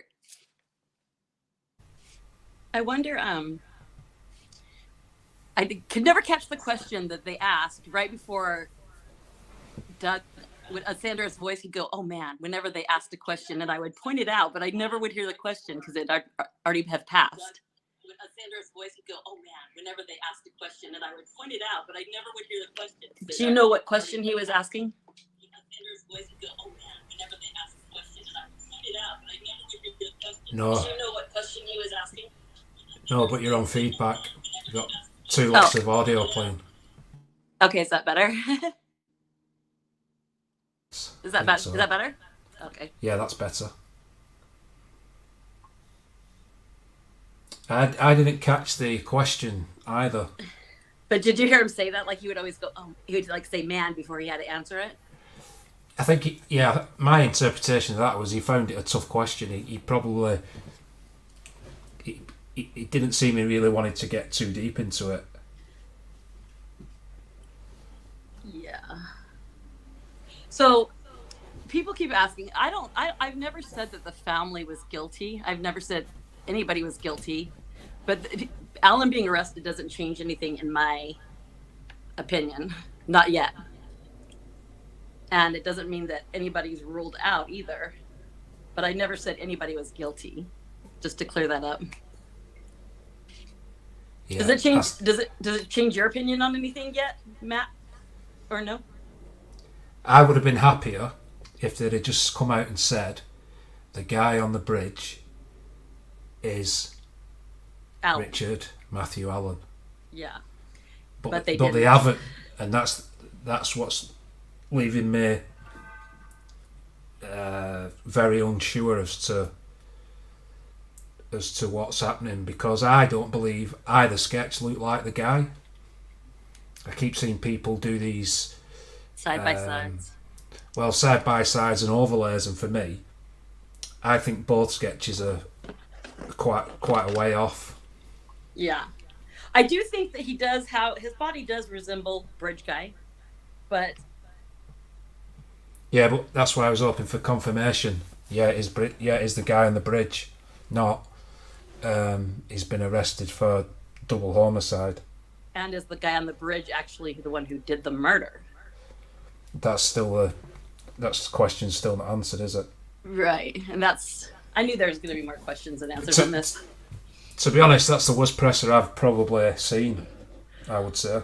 I honestly think it was all about, because of the Rodney case and the Simmons case, they got knocked down out of center stage, and every time, Chadwell comes out, every time they seem to, like, it's a cold case, and then all of a sudden they throw Chadwell out, and then the Utah girl, what's her face, her case kind of started taking center stage. Then they throw out Klein's, and then Rodney, then they throw out this. They're throwing us bones just because they got to be in the spotlight the whole time. You know what I mean? That's what I think that it was about.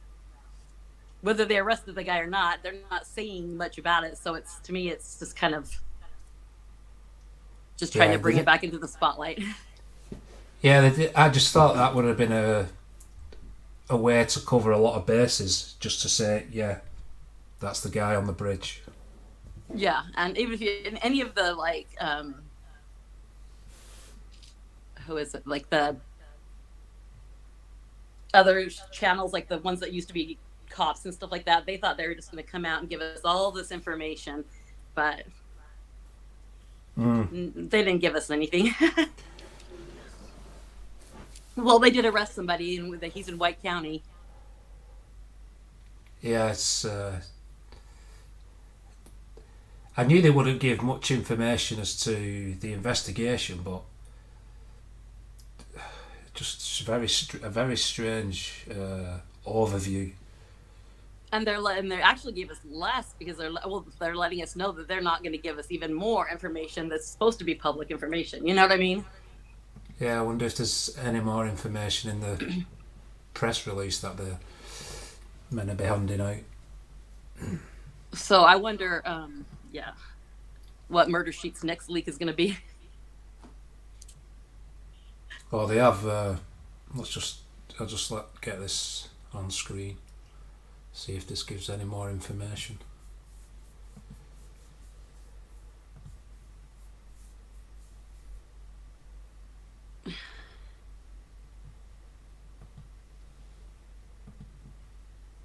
So what are your guys' thoughts on the presser?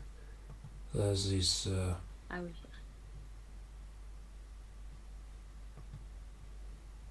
But I actually started doing a voice comparison video, and I should have finished it, but his voice does sound like the voice on the recording.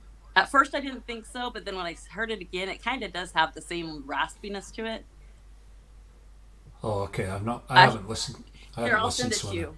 I'll send it to you, and then you can play it if you want. Let me see if I can do it from here.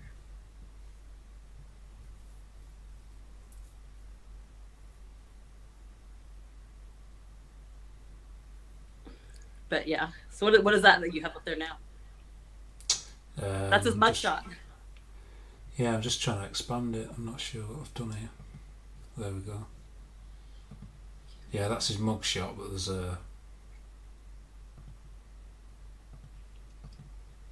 And he's changed his look a little bit. I guess he grew his goatee out a little bit longer than it was before.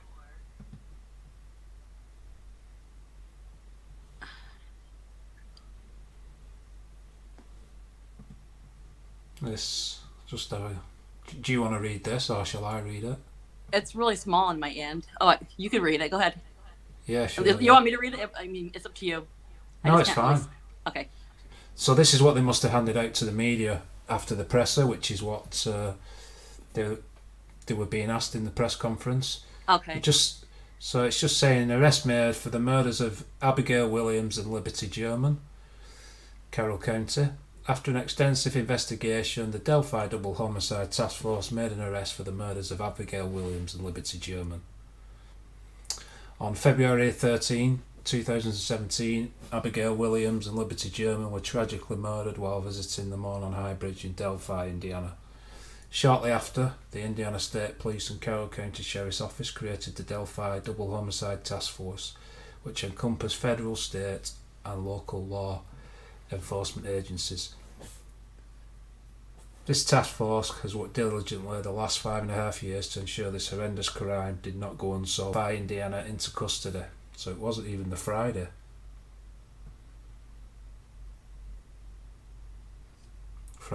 So he was took into custody on the 26th, the Wednesday, for the murders of Abigail Williams and Liberty German. Allen was transported to Carroll County Jail where he was being held. Then on Friday, October 28th, Allen was formally charged with 2 counts of murder and transported to the White County Jail where he is currently being held without bond. We would like to thank everyone who was involved throughout this investigation, which included ISP, Carroll County Sheriff's Office, Delphi Police Department, Carroll County Prosecutor's Office, US Marshals Service, FBI, and numerous other federal and local agencies. These agencies have invested countless hours and resources into this investigation. This is an active and ongoing investigation. There is no further information to release at this time. There is Richard Allen, which he looks different again there on that photograph. Hey, I sent you his voice on Messenger. Okay.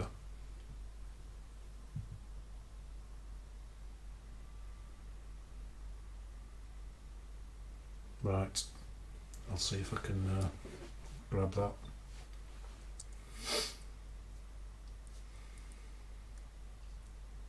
Have all you guys heard his voice?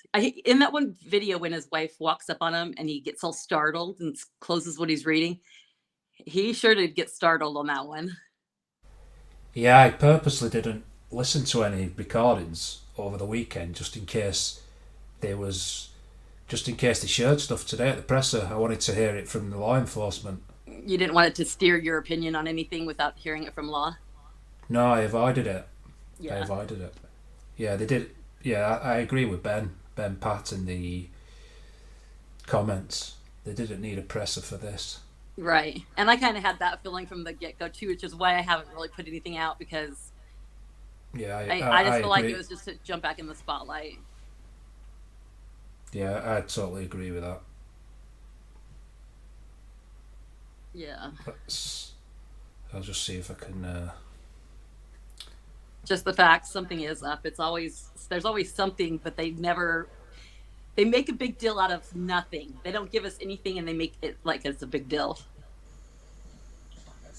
I just think it's funny how the family has switched back now to using the old sketch on all their stuff instead of the young one. So, I mean, it doesn't make sense.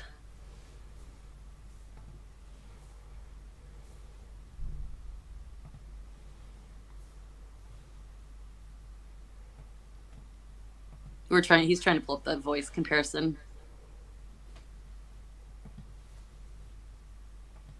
Did you get it, Matt? Yeah, I've got it. Okay,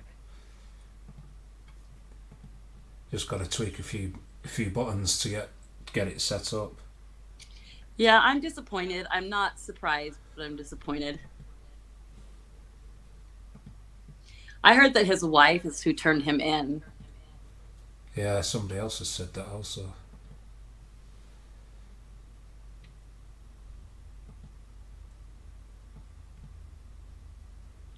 I don't know how loud it is, but it should be. I've got it on full blast. So I didn't like watch it or anything after I put it together, so it might look like crap, but it's on full blast, so it might be a bit loud, but okay. I'll go about 3/4. Shut up. Oh, you missed his voice. Shut up. A snap. I'm gyrating, but it's not gonna snap. Oh my god.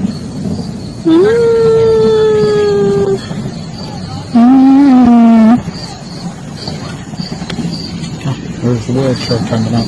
What? Oh my god. Lonely wheelchair. Wasn't that interesting? Why are we stopping? Why are we stopping? Keep going, keep going, keep going. Oh my god. It's way up the hill. I don't know about this. Oh.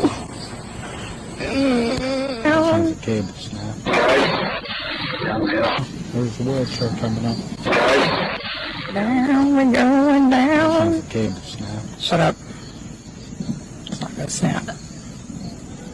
I'm gyrating, but it's not gonna snap. Oh my god.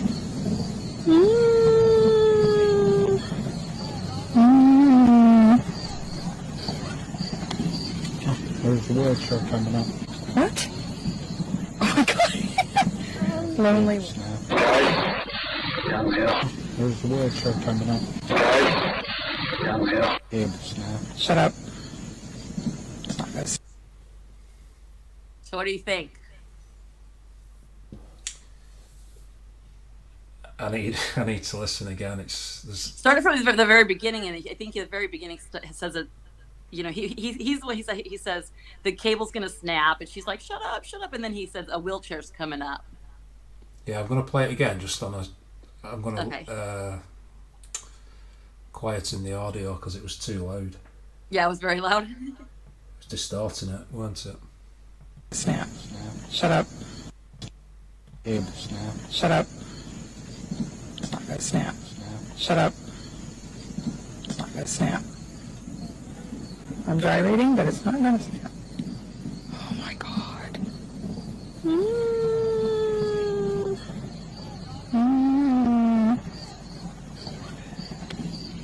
There's the wheelchair coming up.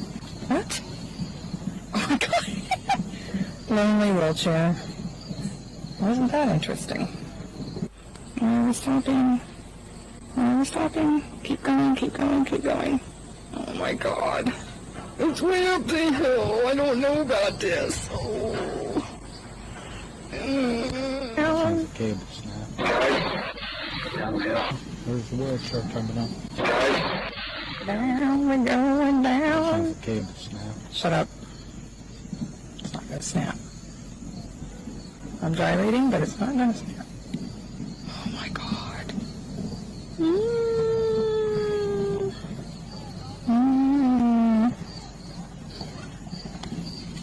There's the wheelchair coming up. What? Oh my god. Lonely. There's the wheelchair coming up. Cable snap. Shut up. It's not gonna snap. Shut up. It's not gonna snap.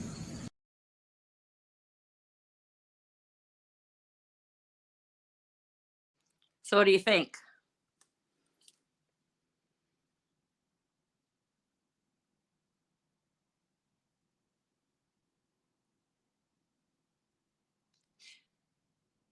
I think if you notice, like very first when the video first came out, BG was shorter, and then all of a sudden the pictures of him seem to have gotten taller. But the initial one, the shorter one, it looks like his body to me. Not the taller one though. Do you know what I'm talking about? Yeah, I know the different files.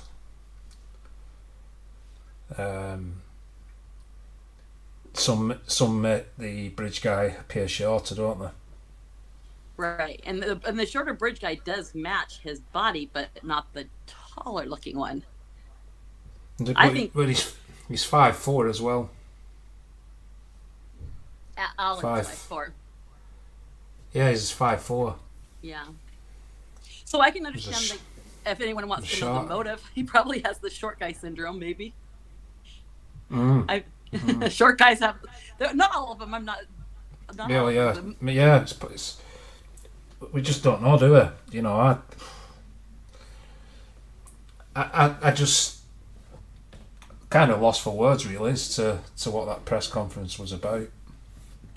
Right, but you knew it wasn't going to be anything. No, but I've seen some recently that have been really insightful. Far better than like over the past couple of year type press conferences at different states. Yeah. I just thought they'd have been. I thought they'd have had a better handle on it. Yeah, it seems like they didn't even know what they were.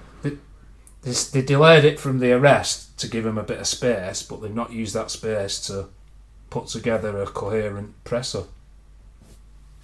Right. I think that, like one of Kelsey's biggest complaints was like saying, he's not, we didn't catch our guy. He's not our guy, not being caught. But now that they have somebody, it's like they want everybody to know that they have somebody now. Like, it's almost like, you know what I mean? It's so if there's not anybody else that was involved, what am I trying to say? Like, if there's more people involved, that people aren't going to be looking as much because they think that the guy is caught now. You know what I mean? So it's going to kind of give relief, take the relief off of anybody else who might have been involved in a way.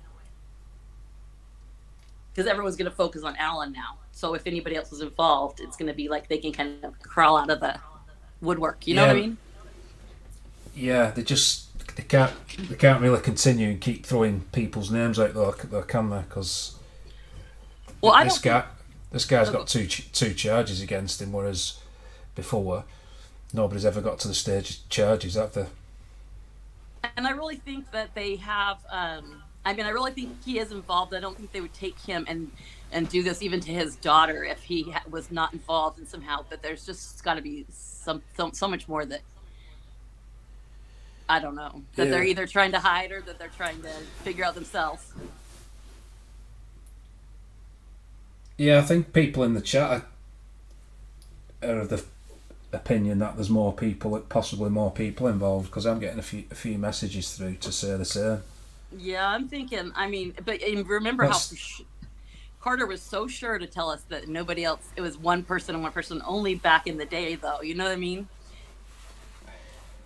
I can't get it off my one question that's stuck on my head forever, and I don't know if anybody else has seen it, but Kelsey, when she did the interview with that Renner, in one of the interviews that she was talking about, she kept saying, "But now that I know he's my age, now that I know the bridge guy's my age," and she goes, "But now that I know he's my age, everywhere I look at school, everywhere I'm always looking for him."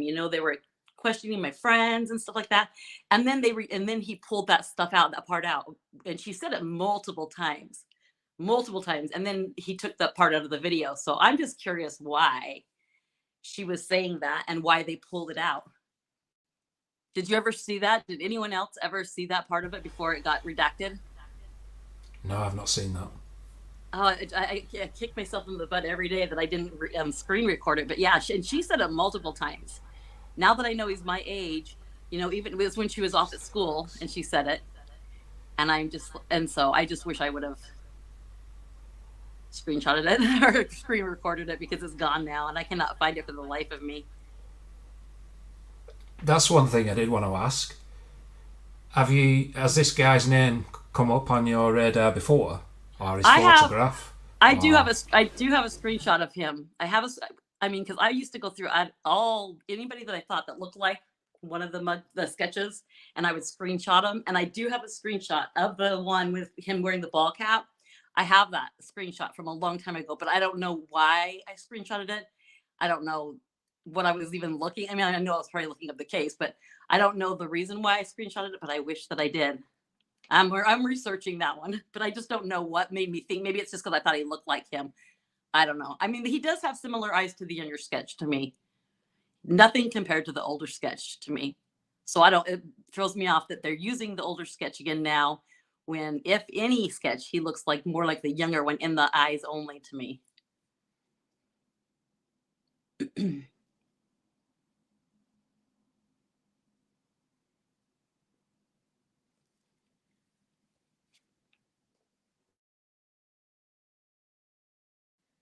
Are you there? Yes, I'm here. I was just getting a drink.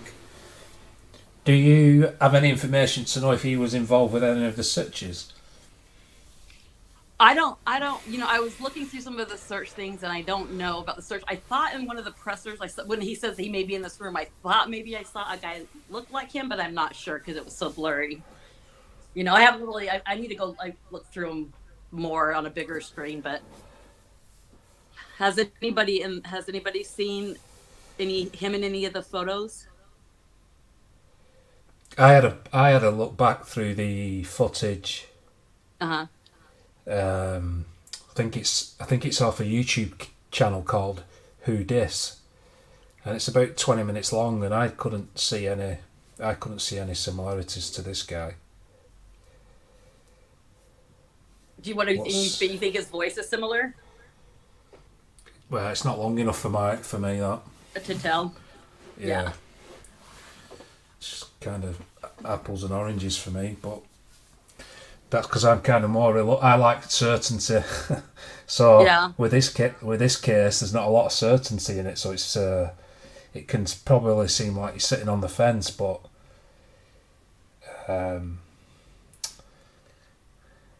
well, that's just how it is. We're all different type of thing. So yeah, I think it's called Who Dis. I watched it last night.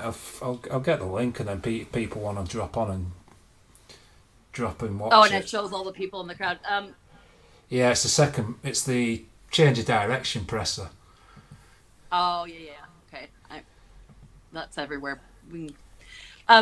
Yeah, but it's filmed. It's filmed by someone else. Yes. Yeah, the audience participation. Like that one that I found that when there's those people that are talking, you could hear them whispering. I'm like, I wish we could find some more of those of just people that around in the pressers. That's what I was trying to get today. Somebody had messaged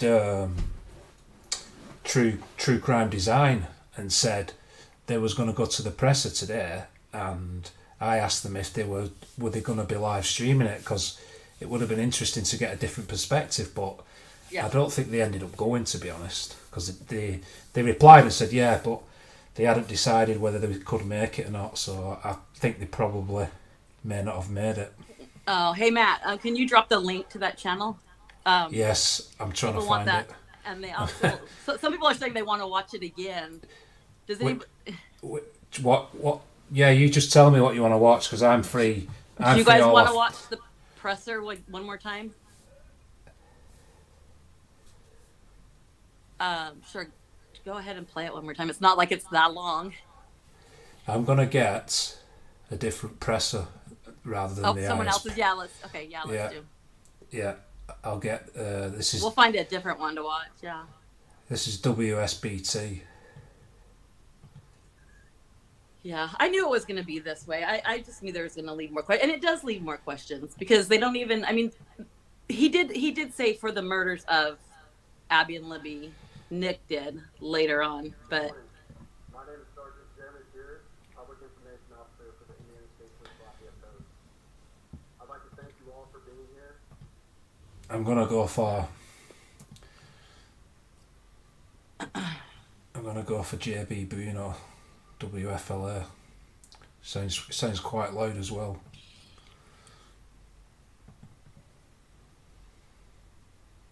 He's going to replay a different presser from the same presser, but from a different channel, just to see maybe a different reporter's angle of it. Yeah, which link? Are people asking for the link? They want the link to the one where you can go watch the change of direction presser, that website that you were talking about, or the channel. Okay. Yeah. I'll just share this and then I'll find that and I'll drop it in the chat.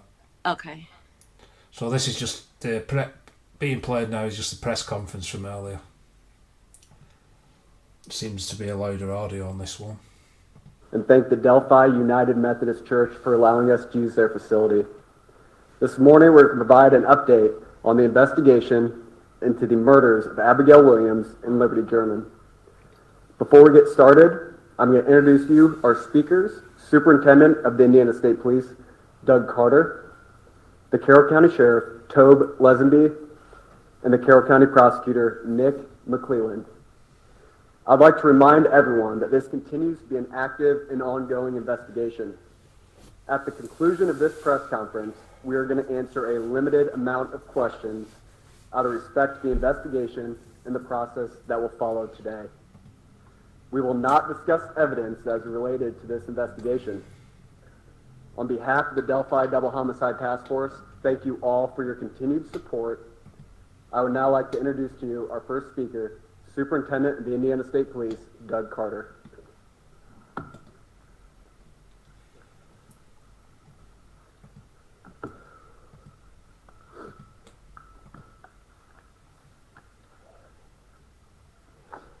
Give me just a second here.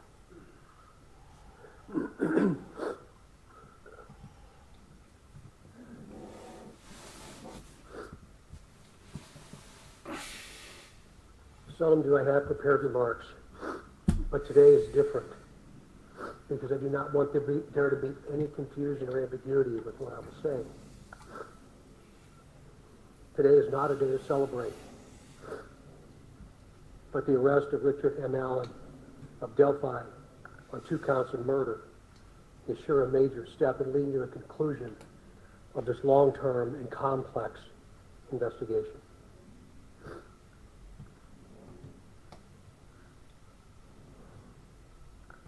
First, I'd like to speak directly to Anna, Mike, Becky, Kelsey, your extended families,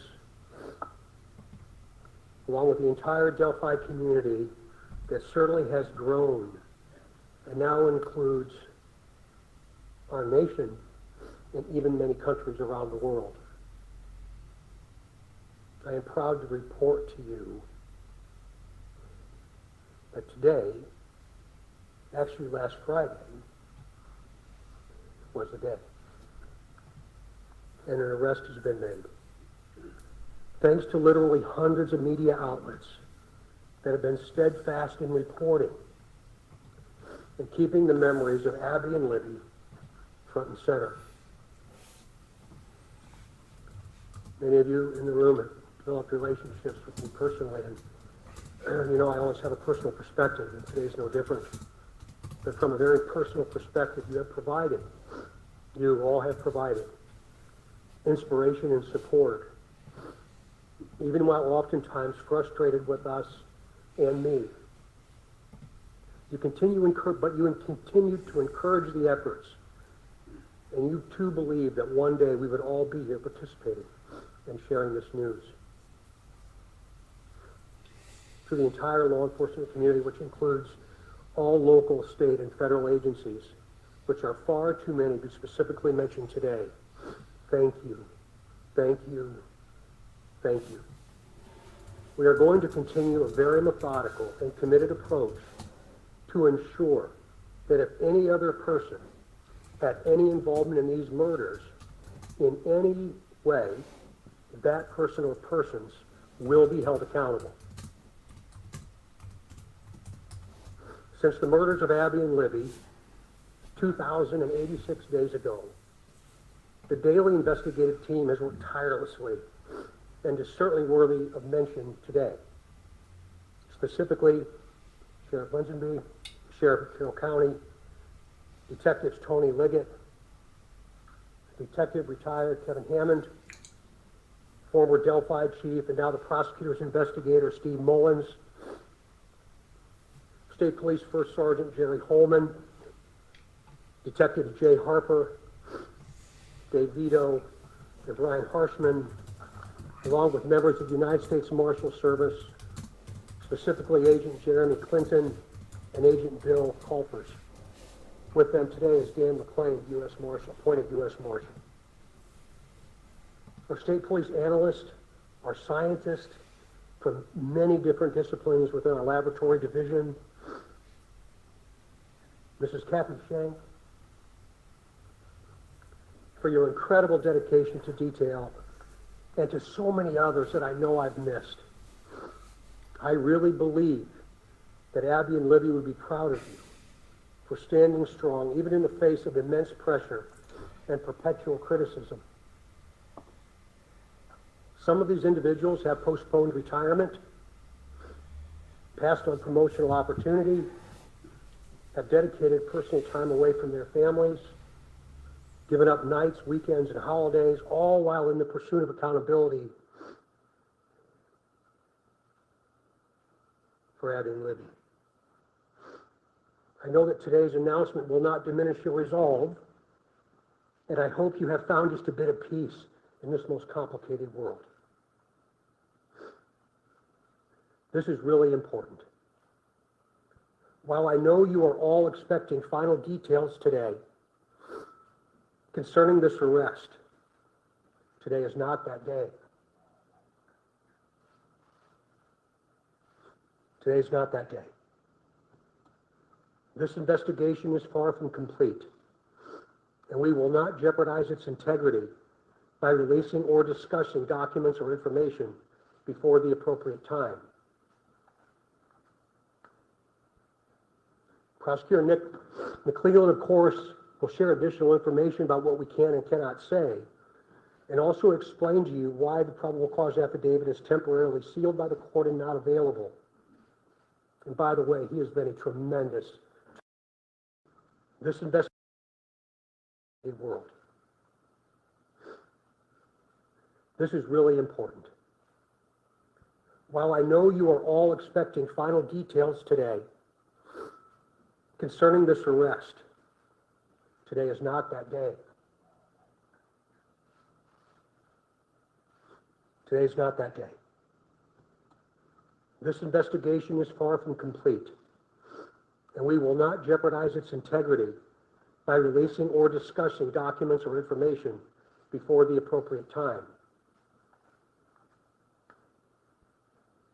Prosecutor Nick McClellan, of course, will share additional information about what we can and cannot say, and also explain to you why the probable cause affidavit is temporarily sealed by the court and not available. And by the way, he has been a tremendous asset to this team. I'm yet again asking you for your patience and please your understanding while our system of due process works. Also remember that all persons arrested are presumed innocent. All persons arrested are presumed innocent. You all will have an innate desire to subjectively interpret and then report what you think. We in the law enforcement realm cannot, and you should never allow us to, talk about what we think concerning facts, but rather discuss and share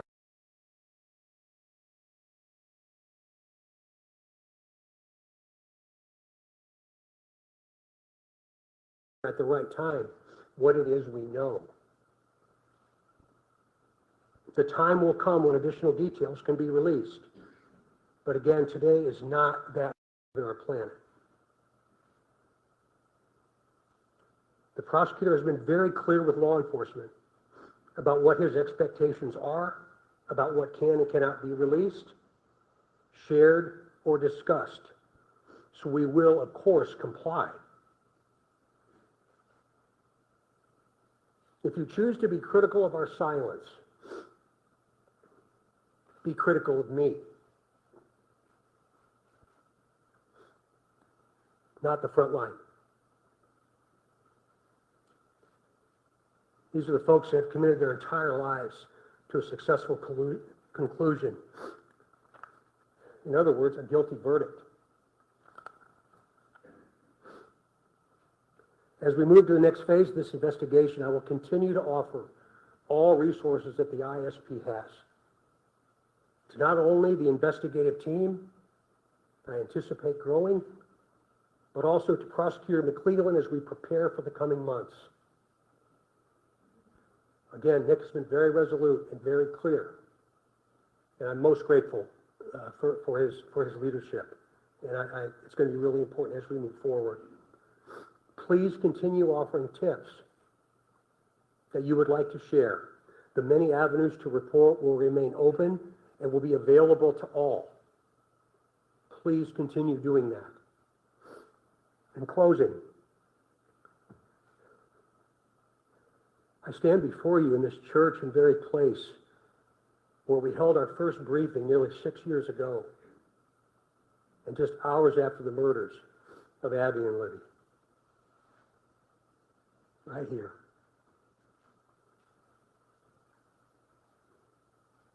Pulling in today, I wasn't really sure what emotion I would experience. But peace came over me. And I didn't expect that to happen. And I hope all of you, with all the different responsibilities you have from around the planet today, have felt some of that as well. But remember, we're not done.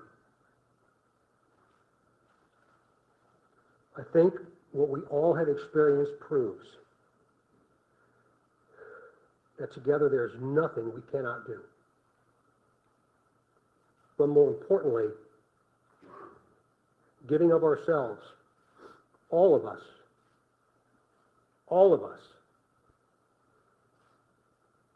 giving of ourselves matters more than what we could ever receive.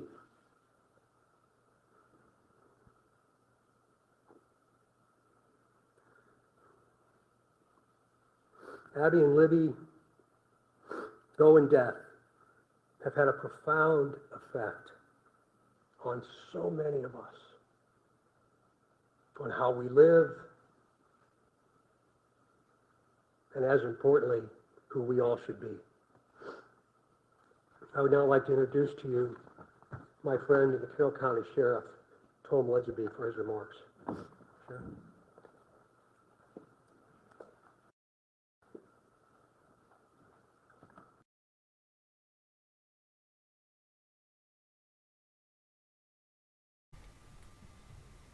Anything you want to add to that, Miss Beer, before I carry on? You can carry on. And then, do you want me to play the one? You want to play that? You can do. I'm not sure how many people have seen that one from the second presser, from the New Direction presser. Let's watch it. Yeah, sure. Okay. Okie doke.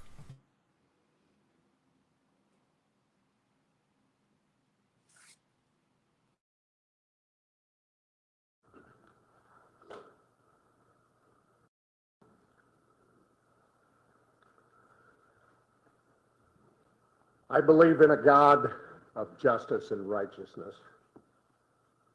Today, I believe that same God has provided us with justice for Abby and Libby. As Sheriff of Carroll County, Indiana, I want to publicly and sincerely thank each individual who played a role in helping us during this 5.5-year investigation.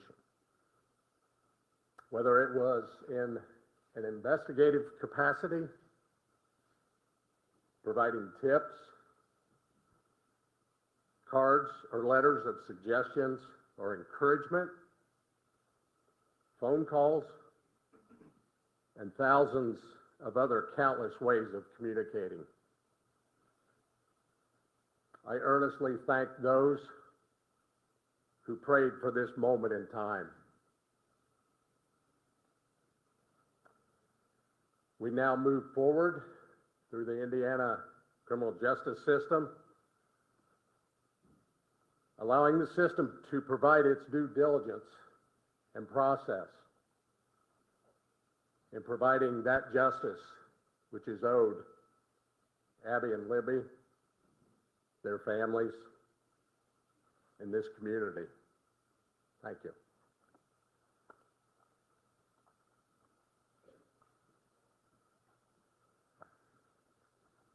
Welcome, everybody. My name is Nicholas McClellan. I'm the Carroll County Prosecutor. And before we get started, I want to reiterate some of the things that Sheriff Lesenby and Superintendent Carter stated. I first want to thank both of them. They've been a great support to my office throughout this investigation. They've always been there for a phone call and always been willing to help a hand or a line of assistance to me and my office during this investigation. I want to thank the team behind me. This is the Homicide Task Force team that we've put together. Thank them and thank their families for being so understanding for the many nights they've worked away from their families, away from their children. There are many dates in a lifetime that you're going to remember. The dates your children are born, the date you're married, the date you buy a first house, the date Abby and Libby went missing. One of those dates was last Friday, October 28, 2022. At that time, we had gathered evidence to formulate a PC that we submitted to the court, and the judge did find probable cause for an arrest of Richard Allen.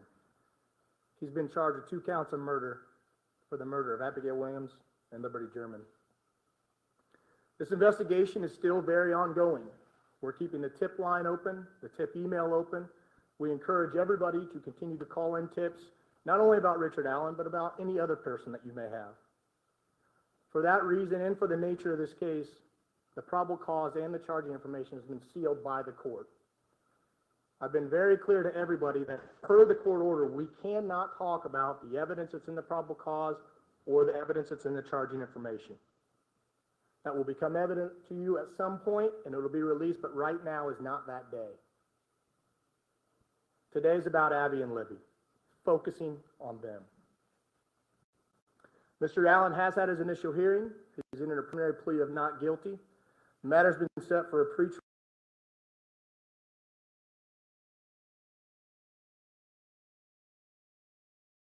on January 13th at 9 a.m., 2023, and a trial date of March 20th, 2023 at 9 a.m. He is presumed innocent. We will have I want to open up to a few limited questions from the audience. But again, keep in mind, we are not going to talk about the evidence that we have in this case or about the charging information. We cannot. Those things have been sealed by the court. And so I want to open up a few questions.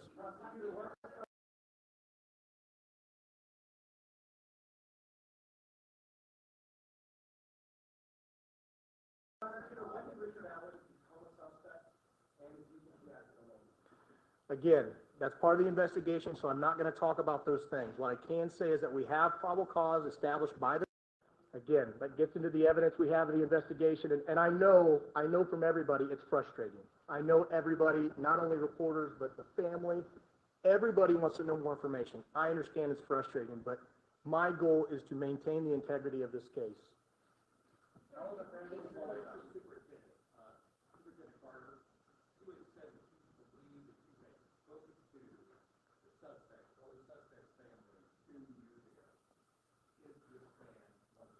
Again, I appreciate the question, but we're getting into the timeline of events, and today's not the time to do that.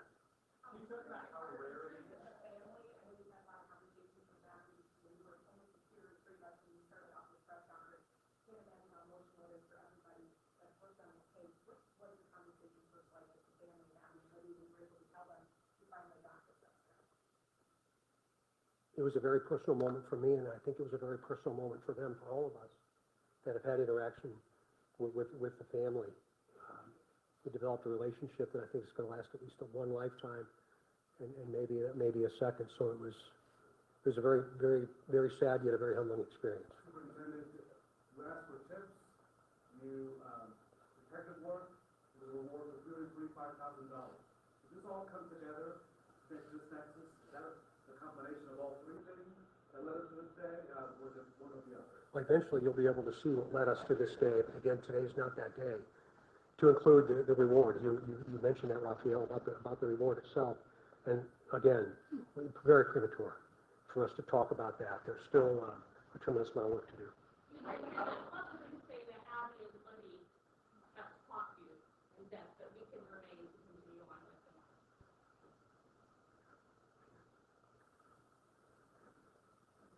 I think probably resilience and understanding the value of each and every day.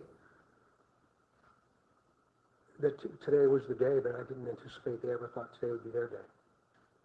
And I feel like I've known for a long time.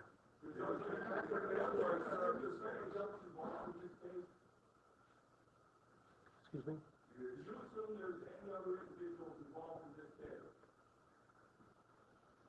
We haven't closed the door on the investigation. And so that's why we keep the tip line and the tip email open.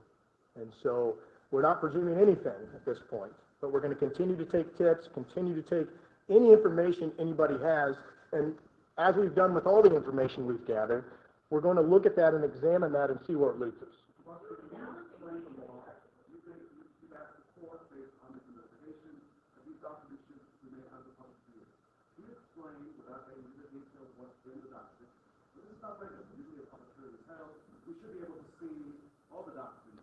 Sure, sure.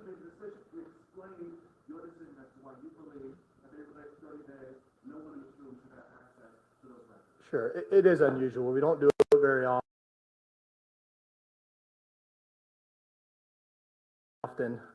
in all the cases that we handle here in Carroll County. We did it in this case because the investigation is still open. And while all cases are important, the nature of this case has some extra important to seal those records. There will be a public hearing on whether or not those records are going to remain sealed or not. There'll be public notice for that hearing so that everyone can attend, but there will be a hearing to determine whether or not they're going to stay sealed. But for now, to me, it's about protecting the integrity of this case. I want to have an opportunity at some point to have an opportunity in court to explain the evidence, or for that not to be tarnished or tainted or anything like that. Again, he's presumed innocent, and so it was important for me in this case to do that. Hold on just a minute. We're not going to comment on that right now. As part of the investigation, again, we just encourage everybody to continue to call in tips if they have them about anybody, and we'll examine those tips.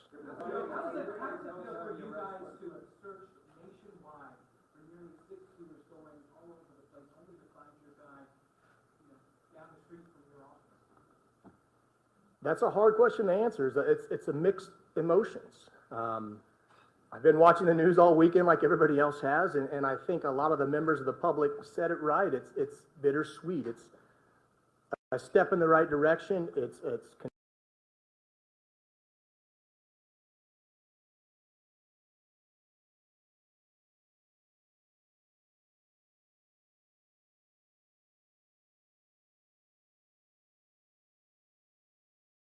some signal difficulty from Delphi, Indiana folks.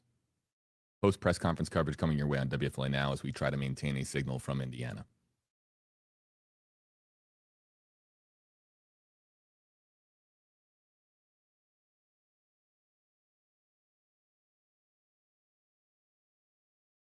concerning that he's a local guy.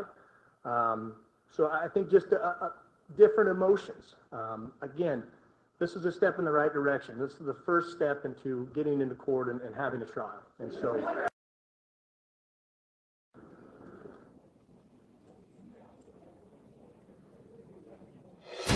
Breaking news on WFLA Now.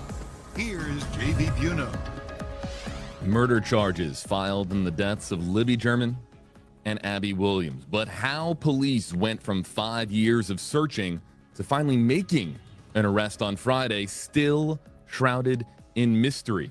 And as investigators release few details on the apprehending of 50-year-old Richard Allen. Hey there, folks. JB here with you live on W.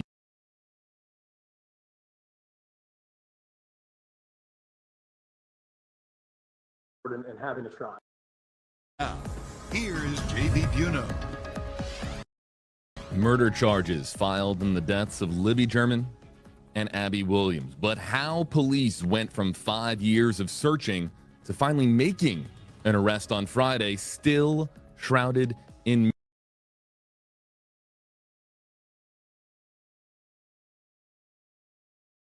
mystery.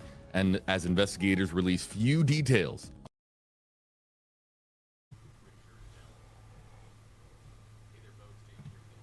That is a good question. I would like to know how they got to where they went from where they were at to arresting him.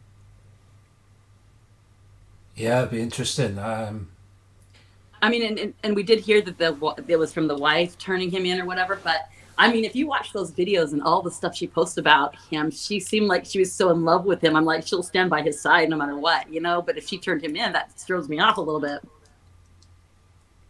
I still think she'll stand by his side, but yeah, if she did turn him in, maybe she was just scared. I don't know. It just is crazy if you think about it like that.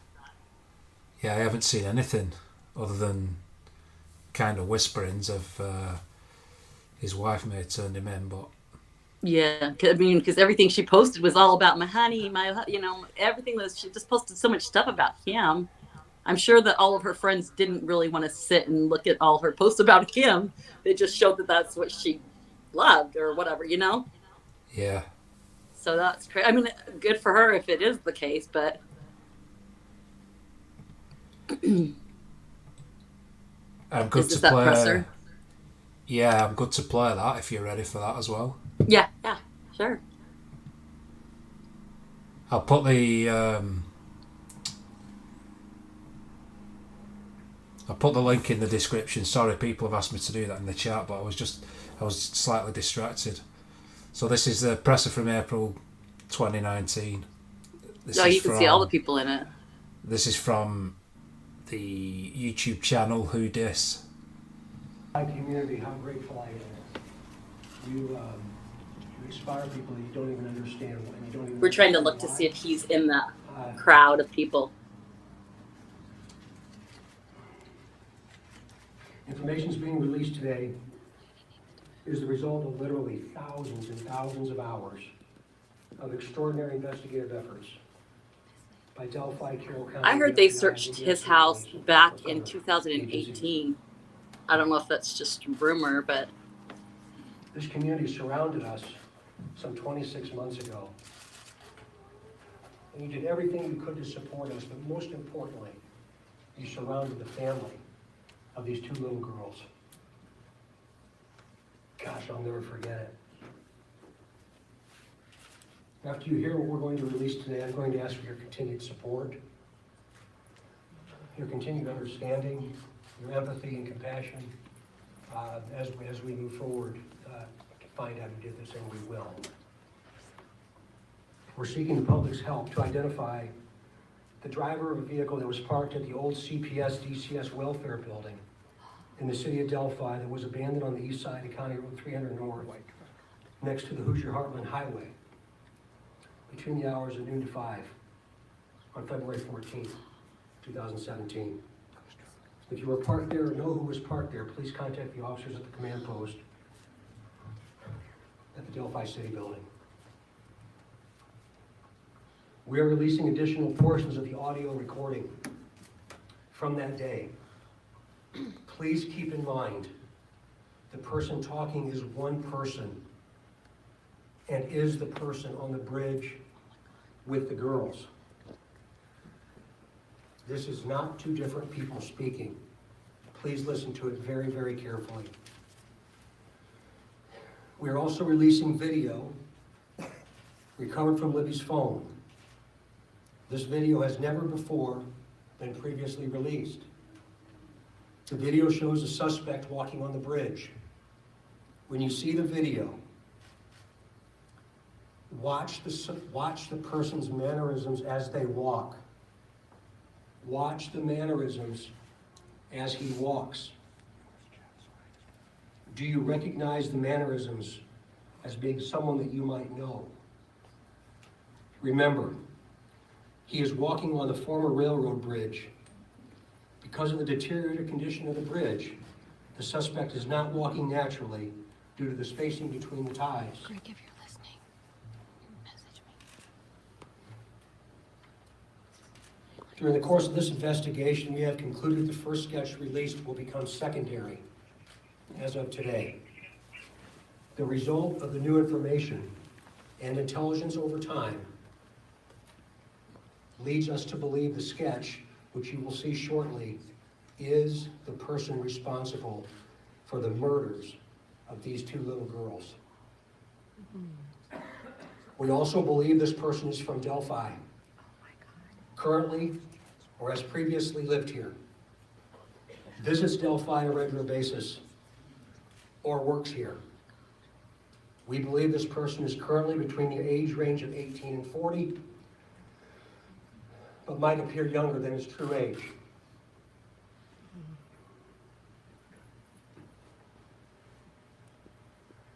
Directly to the killer, who may be in this room. We believe you are hiding in plain sight. For more than 2 years, you never thought we would shift gears to a different investigative strategy, but we have. We likely have interviewed you or someone close to you. We know that this is about power to you. And you want to know what we know. And one day, you will.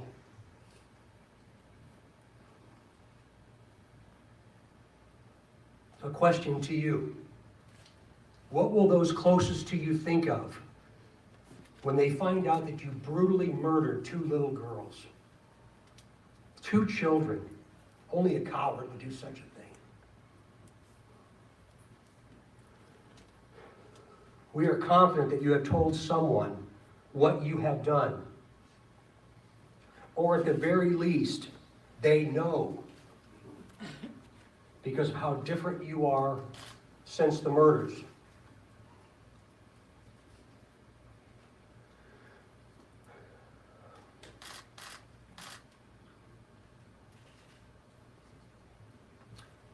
We try so hard to understand how a person could do something like this to two children.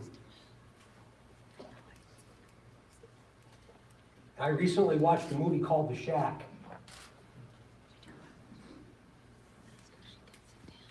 And there's also a book that talks so well about evil, about death, and about eternity. To the murderer. I believe you have just a little bit of a conscience left.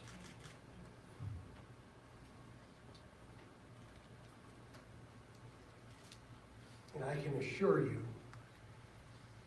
that how you left them in that woods is not what they're experiencing today.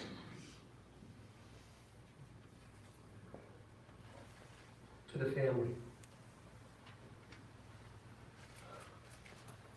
I hope that you all will give them some time, because we're going to be asking that there's no media inquiry or no media response for at least the next 2 weeks, and I hope you understand why.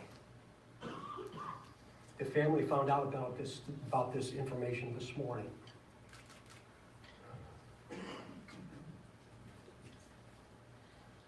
I just want the family to know that when I take my last breath on this earth, I'll be thinking of them. There's going to be a tremendous amount of questions. I know that. Never in my career have I stood in front of something like this. Please, be patient with us, please. We're just beginning. We are just now beginning. And I can tell you on behalf of the sheriff and the police chief, so many other partners that have stood with us over this period of time, that we will not stop.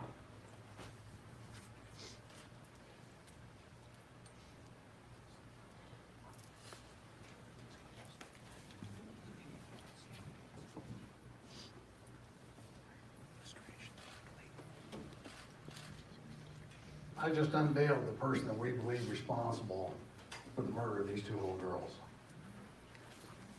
I invite media to take a look at that now. Oh, wow.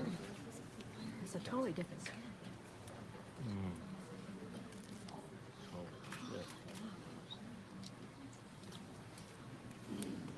We're also going to show you a video not previously released that the superintendent spoke to, and also the audio that's additional to what's been previously released.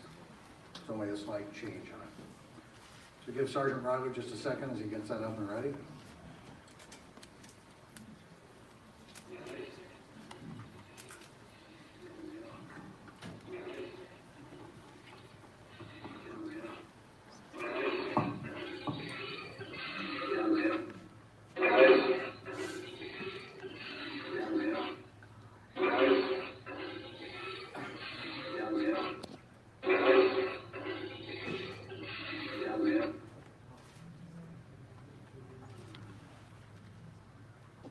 Stand by for the video, please.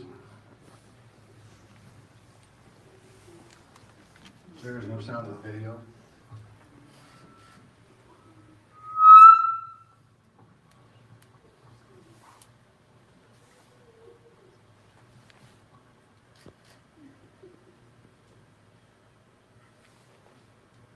As Superintendent Carter mentioned, he is on the railway bridge.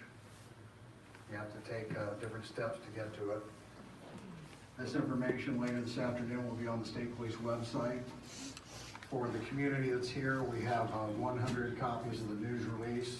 If you put in that URL, you'll be able to get to that site to play it. And we also have that same release for you in the media. And the rest of the state will get that release in about 15 minutes. So we appreciate those of you that came here. This concludes our announcement. Thank you for your time, patience, and courtesy.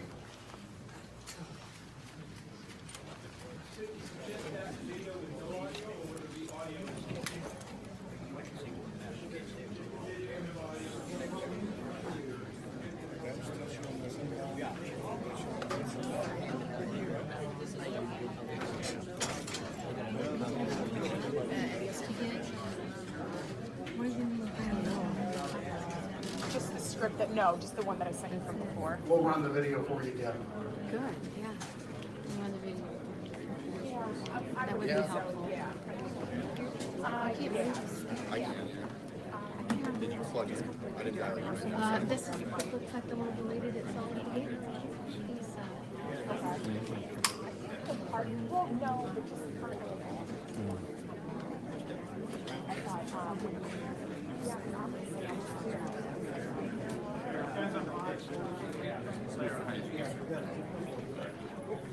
Hang on, we got a video of it. Do the video first. Let me know when you're ready. This is the new sketch. Tip it up. We're going to switch to our website. It should be able to Good. continue to play. Thank there. you. Hold it there. Forward.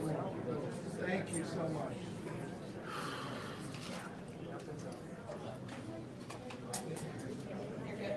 Everybody good? Press release, press release. Yes.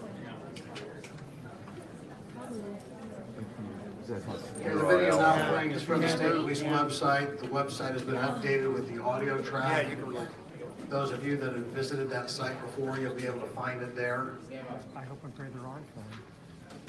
And we will leave it running on that computer screen, and we'll leave it running here for the next 10 minutes. Thank you.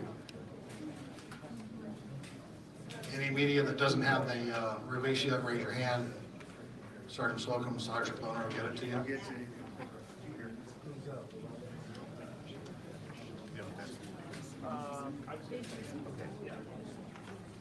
And there's a lady behind you right here. Can you get that to her? Who are you calling a lady? You.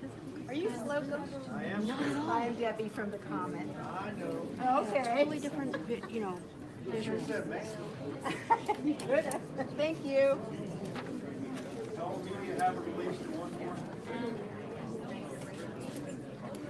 It's great to meet you.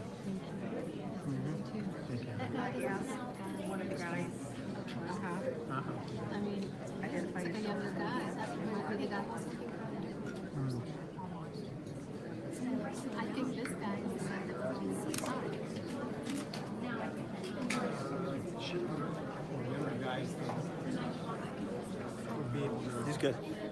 He's got an old man walk like me. Have you ever walked on that bridge? No, but he looks Got like a couple questions asked about the car. The car we're looking for was on February 13th. May have been said the 14th before. It was February 13th. The vehicle was parked at the old CPS DCS Welfare Building, abandoned on the east side of County Road 300 North, next to the Hoosier Heartland Highway. That was between the hours of noon and 5 on February 13th. Is there a description of the vehicle? I do not have a description. One more time for everybody that didn't get that. We're looking for the identity of the driver of the vehicle that was parked at the old CPS DCS Welfare Building that was abandoned on the east side of County Road 300 North, next to the Hoosier Heartland Highway, between the hours of noon and 5 on February 13th. That's all the information I have.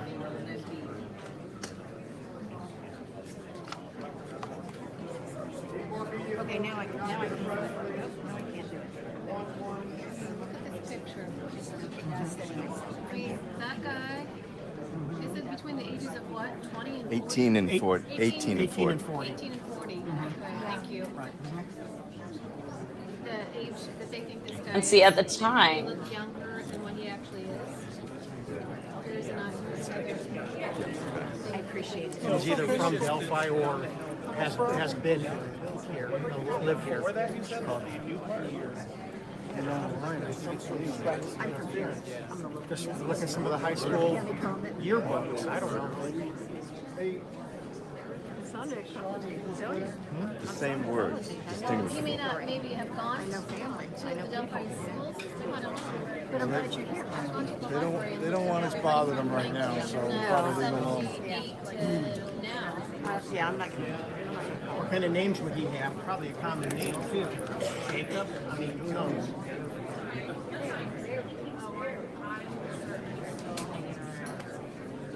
Well, this is a whole different look.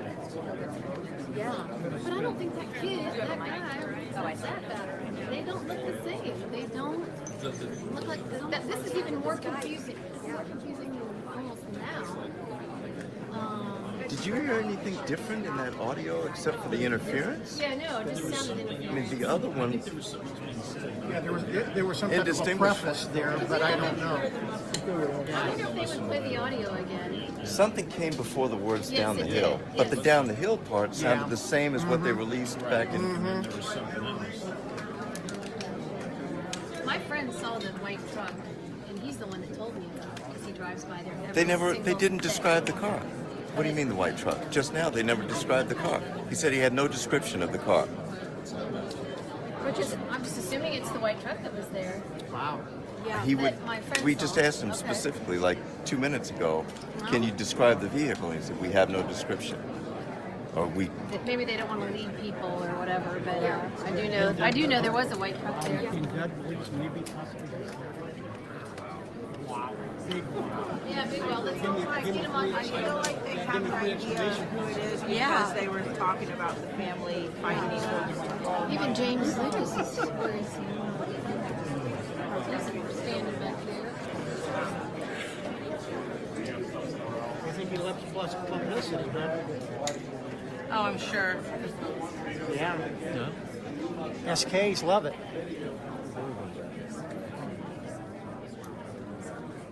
I'm going to finish this guy's one more time. He's walking.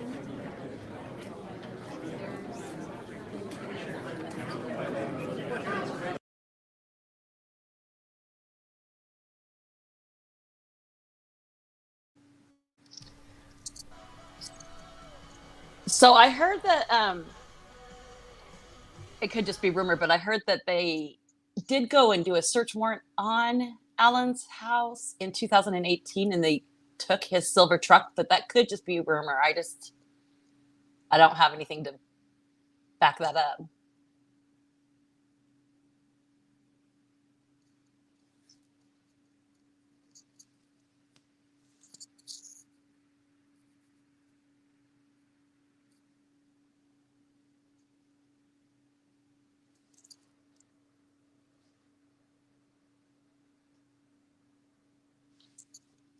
I don't know what happened.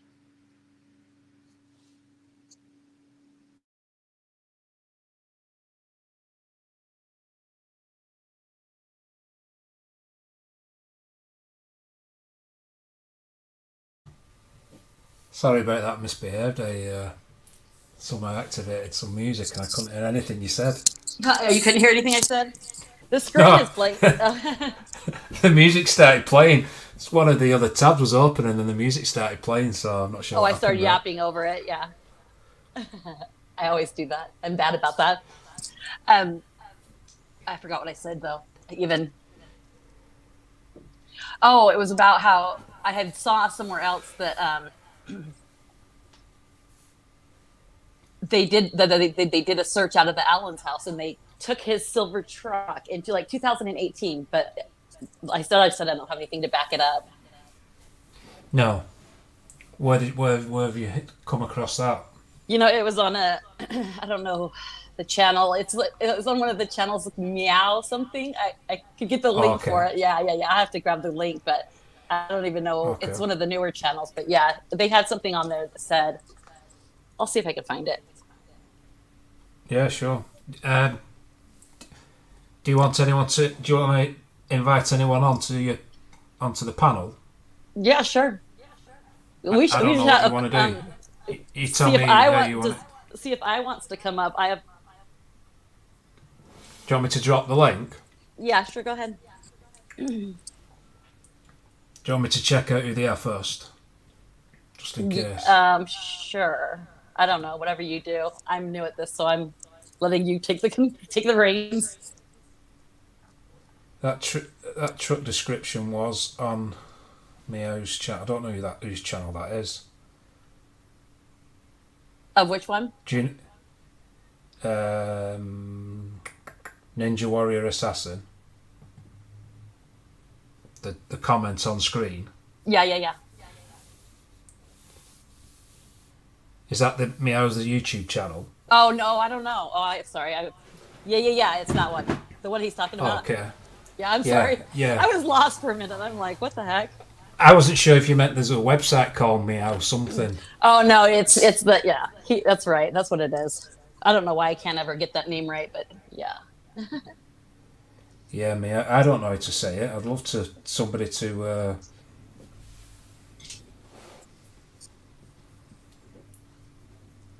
pronounce it. Meow's on deck. Yeah. That's the one.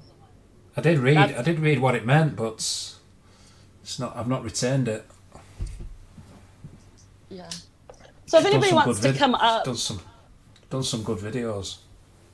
Yeah, they do really good videos. Yeah, there's some good videos out there on Delphi. Oh, she has a live stream schedule for tonight. I'll put that in the. Yeah, I'll probably watch that myself. Is it a she? I thought it was a she. Oh, I thought it was a girl. For some reason, I thought it was a girl, but then there's something that changed my mind on that. But I don't know. I guess I'll watch it tonight and find out. I'm sure I saw her on the live stream, and it was a girl. I see. So, all right. Well, that was pretty depressing.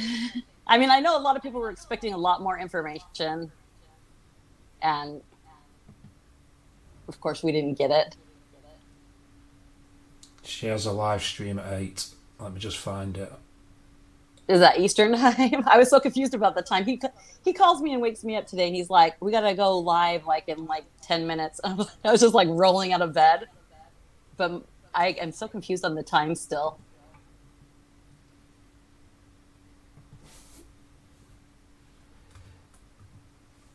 The license plate, is that the license plate for the truck, the white truck, that Ninja? Yeah, I have the thought. It was very disappointing. Okay, thank you, Blind Squirrel. She's definitely a girl. Yes, thought so. Oh, it actually says 8 p.m. Eastern here. I'll put it in the chat. Oh, the Silverado. Is that the one that they said that Alan drove, Ninja?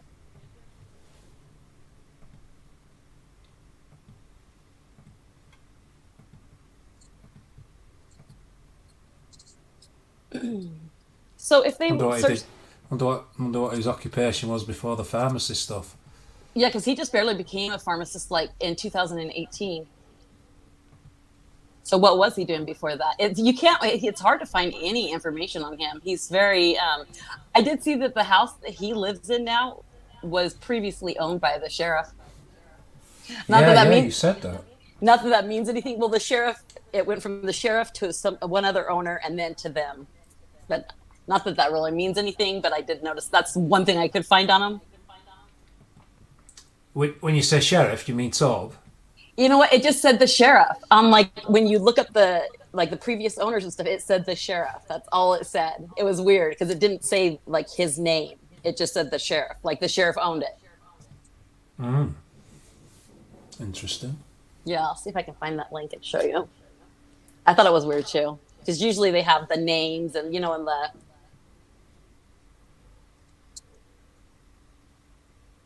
Yeah, she puts out some interesting info on Mio. But I mean, like Mio. In all honesty, if they would put out information like the car, like what kind of car was it? They would get so much more information from the people if they would just put out a little more information. Put out the whole video, unless there's any incriminating, any parts that would be hurtful to the family or whatever. And the car, just tell us what color it was for that matter. Tell us, but they're not telling us anything. It's like they're feeding off of us needing more information.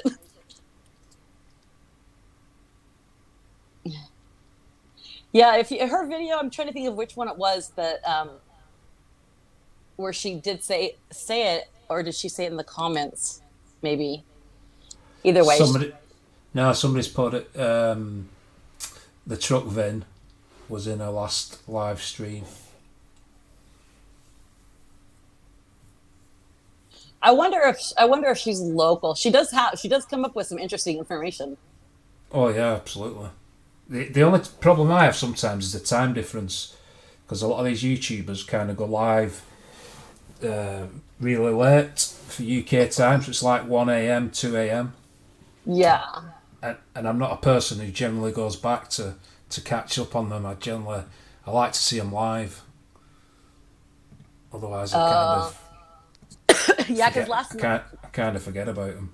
Yeah, because last night it was what time was it here? It was like 4 o'clock here, and it was like 9 o'clock there, or whatever time. Yeah, she put some people complimenting her channel in the chat. Wait, Sinclair. He was an electrician. He was an electrician before he was a pharmacist. Yeah, I've not heard that. I wonder if.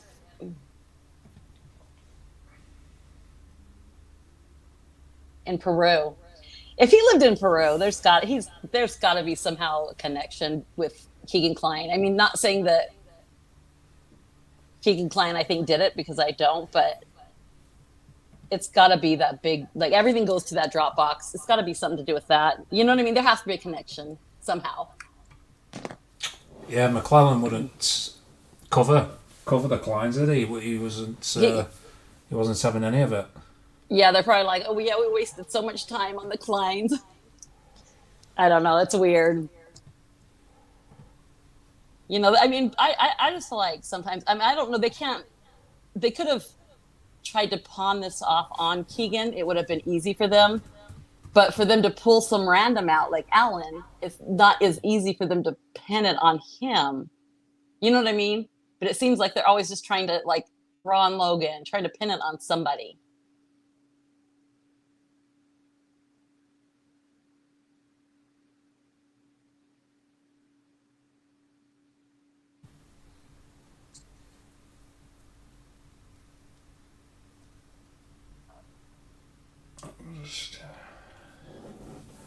Do you know?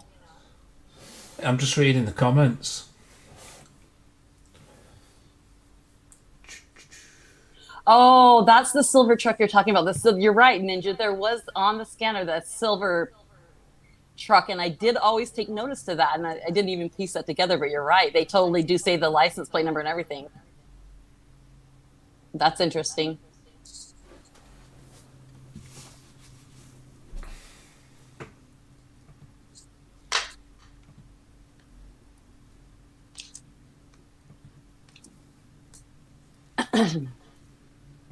We would love for Iovopopolis to come up here and chat with us. We'd like to hear his theory, but I don't. Yeah, the link's in the chat there for anyone who wants to join. Yeah, if anyone else wants to call up and say what they feel about it. Oh. I was. Okay. Yeah, let us know what you find out, Ninja.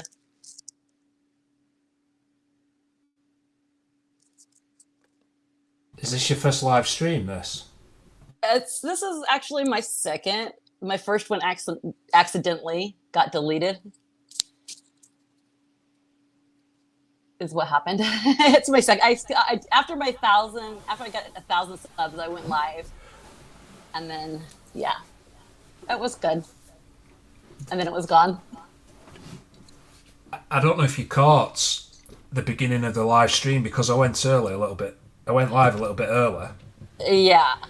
Just because they had coverage from the Methodist Church.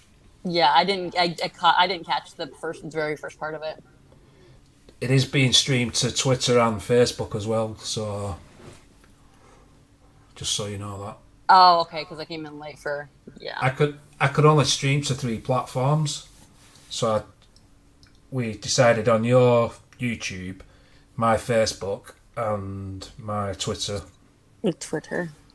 So it's on multiple platforms, so okay, accessible. Do you have those links? You could drop them in the chat.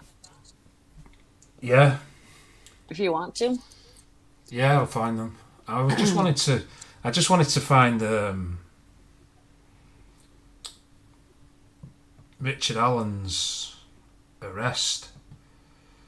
You know, that alias. Yeah. Oh, the one that you said was. You know what? Yeah, because it's not really been spoken about much, that, and it's been released. You know, it's been released. Like when they went and arrested him on Friday at noon. Yeah. No, they arrested him on Wednesday. I thought it was at Friday at noon. Said they charged him Friday. Oh. I hadn't heard Wednesday mentioned before today. Hold on, I was going to answer a question and I forgot where it went. Hold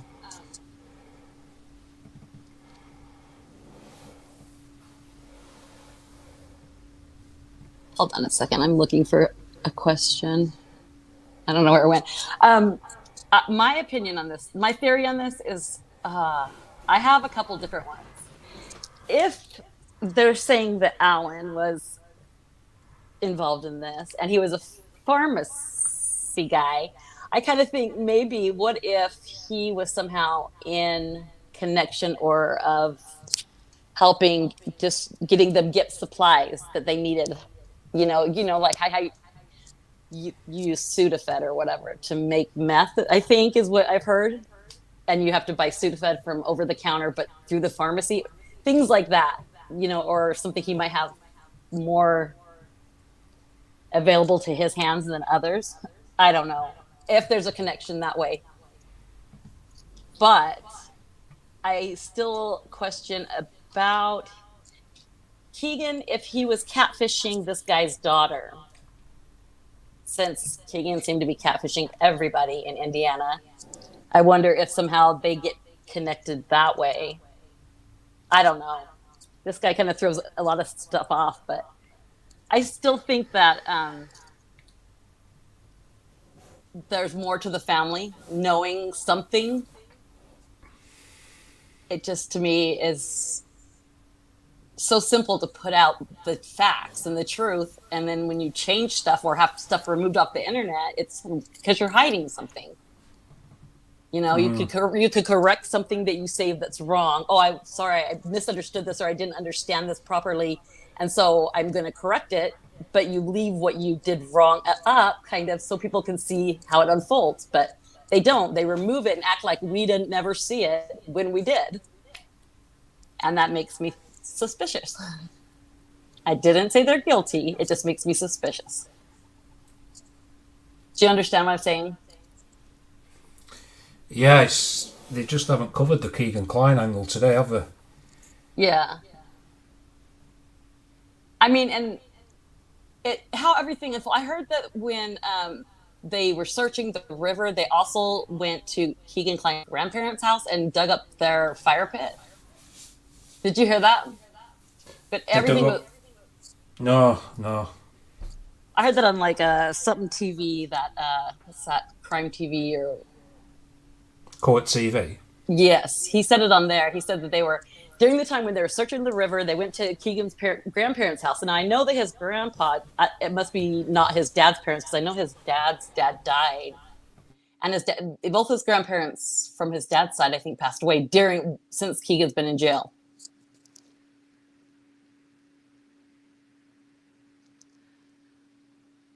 The Emily Ann text from Anthony Schott's account. See, I think people are wondering if the Emily Ann account is connected to the to Alan, because it was a guy who ran it, they were assuming, right? Or a guy that was behind it, using it. Right, yeah. I'm just going to look up this Court TV and just see if there's anything, because sometimes Court TV have Is that the one with Vinny? Is that the one with Yeah. Vinny? Yeah, Yeah, that's the one. If I find that, we can play that, because I've not seen that. Okay. There was an Emily Ann text from Anthony Schott's account regarding a man. Oh, and they also have those ones from 4chan. 4chan was putting up some messages that were talking about a Richard. They are saying that Richard needed arrested, and these are from like way back when. So I wonder, I wish they were more detailed. Have you guys seen the 4chan ones? I saw people had brought up, it's not a person I know about this, Tina Riddell.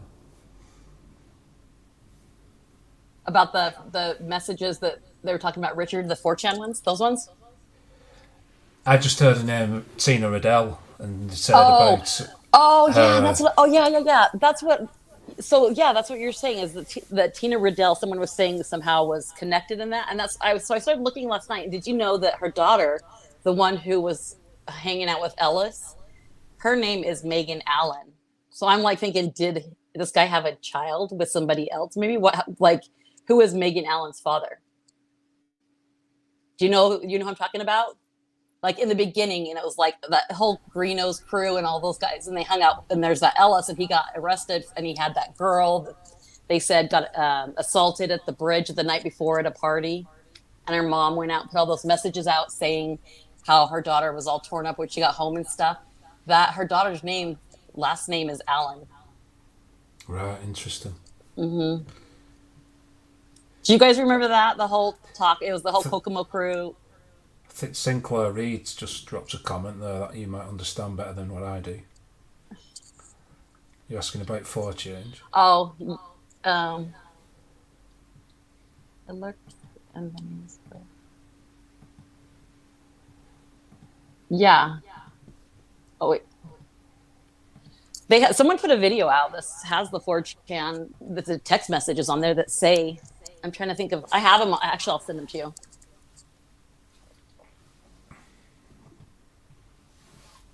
In a second.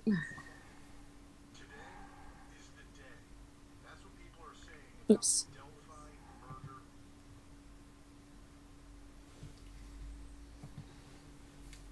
Okay, I sent them to, oh, sorry. The Court TV is 44 minutes long. Oh yeah, I don't know what and it's all to do with Delphi.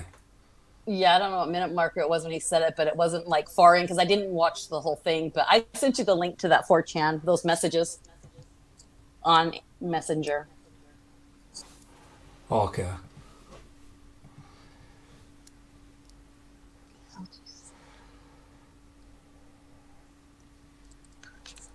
I don't even like to go into the woods alone. I wouldn't send my kids over there. I mean, I know it's not like it was like the woods, but I don't know. Did you get that message? Yeah, I'm just you just carry on. I'm going to mute myself, and then I can just. I wonder try and find a couple of things. Okay, I wonder if Alan was on the search. The search.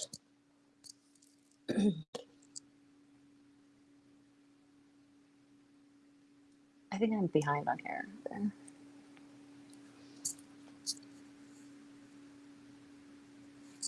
Do you think it was staged? I think that they jumped on it really soon. I mean,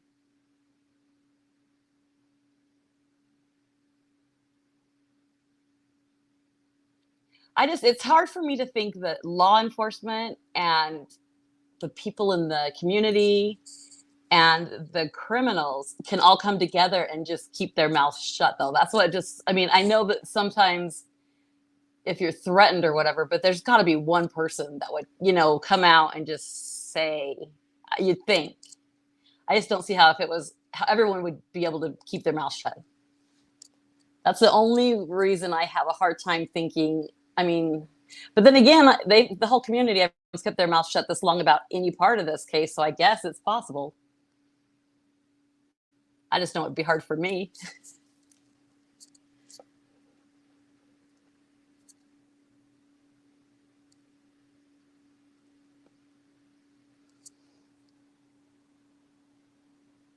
I mean, so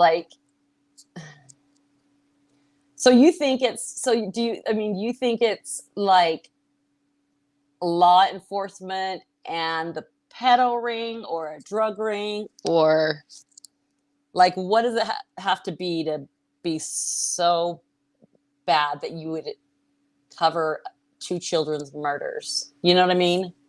Cover it up.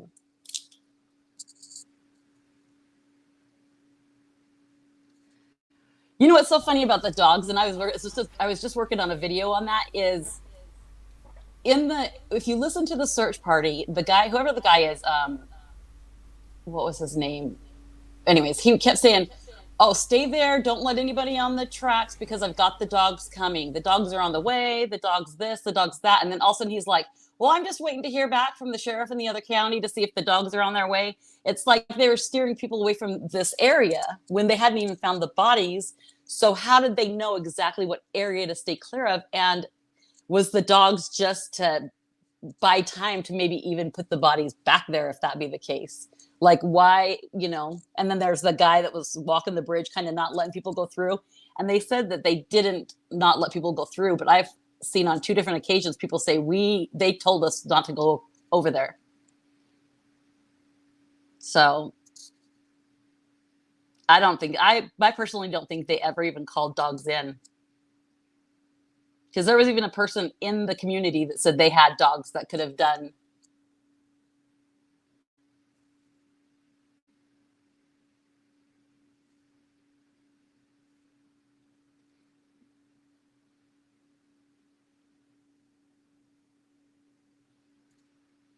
No, I think that there definitely could be, it's a big pedal ring. I don't even doubt that for a second. Yeah, the dogs were requested from out of state, weren't they? Well, they said they did. I honestly don't think that they ever called them. Or they might, or maybe they never, like he said, he's waiting for the sheriff to call back. I don't think that they called the dogs, personally. Right, okay.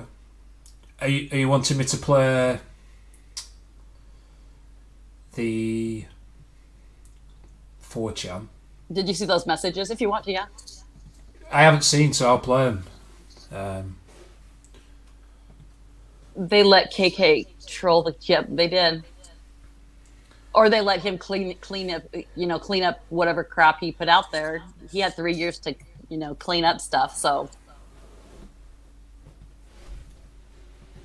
well, one thing that questions me about Keegan Kline is because in one of those transcripts, which I don't actually go off of all that information on there, but he did say, "Well, what did you do with the phone?" The investigator asked Keegan what he did with the phone, and he said he sold it on eBay. That still always stuck in my mind. Like, why would he get a phone back to where he could go and sell it on eBay? That one's always stuck in my head. I don't know why.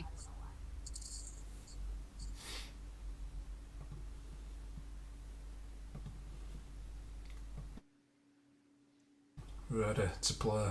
Okay, these are those messages off of 4chan saying it just, I don't even know if it's the same Richard, but it does say Richard on them, and they are talking about a Richard being arrested in this case. But this is from like 2018, I believe. Yeah, is this the Inquisitors channel? Yeah, I think so. Yeah.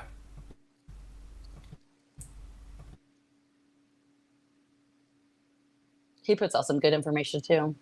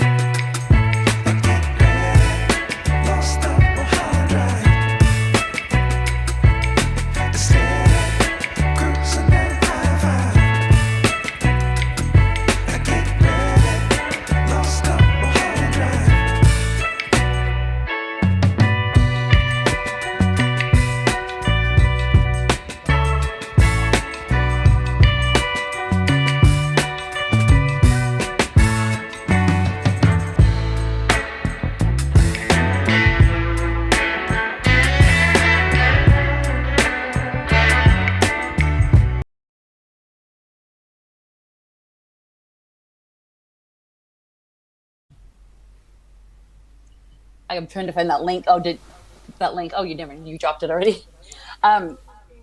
So they didn't mention Richards on that.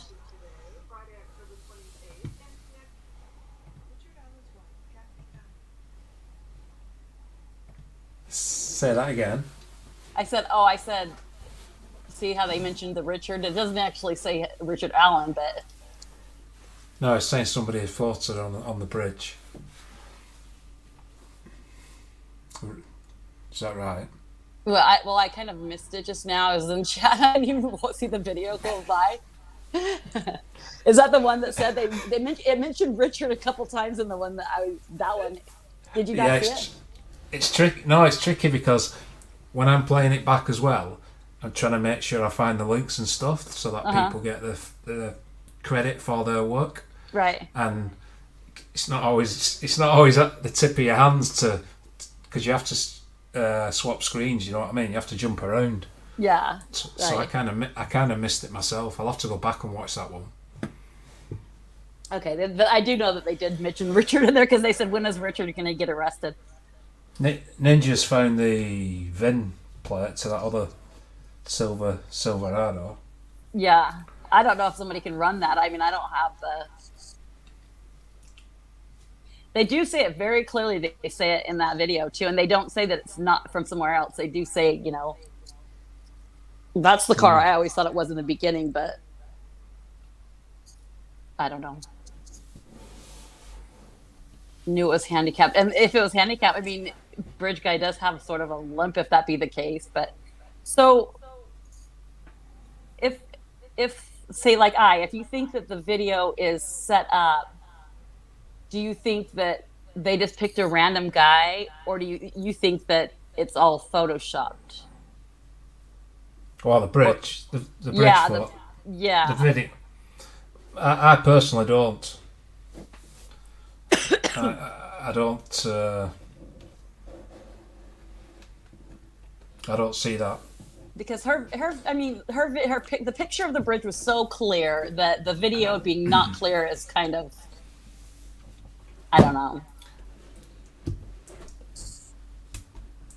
I know that the photo of Abby on the bridge doesn't look as it looks off kilter somehow. Yeah, her shoes look huge. But the guy walking the bridge for me has not been doctored. But he does get shorter. I mean, taller. There is something strange with the video, but I don't think they've been. I don't know if that's just the way that the law enforcement have done it. I'd love to know. I would love to know. For that matter, it could be a guy on the bridge from like 10 years ago. I mean, you know what I mean? If it be the case, it could be someone's old video on the bridge a long time ago. Do you know what I mean? If it was staged or whatever. I'm more inclined to think like I saying that the Snapchat has been doctored more than the video. The Snapchat, because I think the Snapchat for sure one has, because my daughter, and the only reason I know what year it was is because she was gone on her senior trip for graduation. So I know for a fact that it was that year. And the way that they have the Snapchat and the time, it's too far apart. Like if you go to my daughter's and compare the distance between the letters, they're a lot closer than the ones on the Snapchat they posted up. And I don't know if it makes a difference what phone you have or not, but I would think that they would all kind of in the same size of frame, be the same. You know what I mean? Yeah, in terms of accessibility to trials, do Indiana televised trials, or is it all behind closed doors? I don't know. And this one, I'm probably going to guess it's going to be behind closed doors, but... Well, it would seem that way. Just because the answer to some of these questions you never get other than potentially at the trial. So like the video, the photographs, maybe the only time them answers will come forth is at the trial. But if it's behind closed doors, a lot of what's happening in the courtroom doesn't get reported. Yeah, I don't... Because it is good to get the answers to some of these valid questions. Yeah, I mean, And I've seen the work I's done. I'm not dissing I's work. I've seen the work he's put in. and it makes But- it makes sense too. It makes sense, but it's like it seems like a lot of work to go to cover something. You know what I mean? But the way he lays it out, it does fit. Is it? Would you think it's done to protect? I think that if there's on one hand, they're asking for the public's help to identify a person of interest, stroke, potential killer. Is it to? Sorry. But then there's potentially doctoring the images so nobody recognises the person. It doesn't make sense, that. Well, I feel like they have to have someone to look like a suspect, or they'll come after really who it is. You know what I mean? Like if they throw something out there that's kind of like fake, just to be a distraction. Does that make sense? Like, because if you didn't have that guy on the bridge, then they would start looking at everybody, and then they might actually come across who really it was. So they throw out this bridge thing to just so you focus on that. I just find that hard to follow in terms of like wasting people's time. The public, I mean, the public are just going to think they're being screwed over, aren't they? Well, I think that they are in a way. Yeah, but that isn't going to be good for future cases, though, because people, as we've seen with Kylie Rodney case, you know, people won't make tips and what have you. They're not going to stop. No. You know, and I think that when they talk about the signatures, I do believe like in that Eric Erskine's video when he's interviewing, and he says that there was all kinds of like bones and like heads hanging all over. I kind of think that was probably one of the signatures, is that there was like animal bones everywhere, or heads in the trees or whatnot. Yeah, what's your point of view on the recording of this happening? What do you mean? Speculation online about the recording of the murders. Oh, I think that's very, very possible. You know, like to sell on the dark web. Yeah, I think it's very possible, and that could be, even for that matter, this Allen guy could have been the photographer. You know. Yeah, I'd be interested to see what Julia comes up with as well, because she put some interesting videos out on. Yeah, she gets some. Yeah. Me too. Different points of different perspective. Definitely. Yeah, it would be. I mean, I'm sure. Seems to have been getting a lot of coverage of potential recording of it. Is she local? She was here. But... Oh, yeah, I don't know. It's. I've noticed it's gained more traction recently about a snuff film. I think I don't. I mean, I know some of these subjects are out of bounds with some creators because they just put it all as a conspiracy theory, but it doesn't. I don't see why you can't discuss certain aspects, and right. Sooner or later it may come out that they are. And that's really what they're giving us to work with. So I mean, they can't expect that people aren't gonna come up with their own theories, because they're not giving out anything to go off of. If anything, they just fed us more to like speculate more, because they're not telling us anything, and they're letting us know they're not going to tell us anything, pretty much. No. You know, they had people on their toes waiting till Monday just to tell us nothing. It's just all about the spotlight, I think. And so the arraignment's going to be behind closed doors as well. I bet. I bet everything is. Like the affidavit. Why do they have to seal? Why can't we hear what he said in court yesterday? You know, why is this so private when everyone's like, "Oh, today's the day. Captured," but we don't really know that that's what happened. They didn't even show a photograph of him, did they, at the presser? No, and everyone's back to using the old sketch again. Like all the patties have that on their social media instead of the younger guy. You know, like Grady Judd, Polk County in Florida. Whenever he makes a press conference and he's apprehended felons, he always brings out a photograph of them to show the public who it is. Yeah, They didn't even confirm to us. He is good. Who they had arrested today. I mean, they have in the press release afterwards, but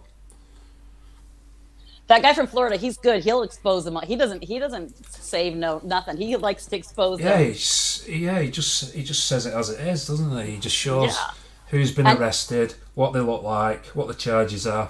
And look how many cases he solves. Nobody ever says to him, you're putting the case in jeopardy. I just don't see how it really would put it in jeopardy. I mean, I know, like, if they're looking for someone and that someone's around and they might, scare them off. But I mean, at this point, they should give us more information. It would change a lot of things to know a little bit more.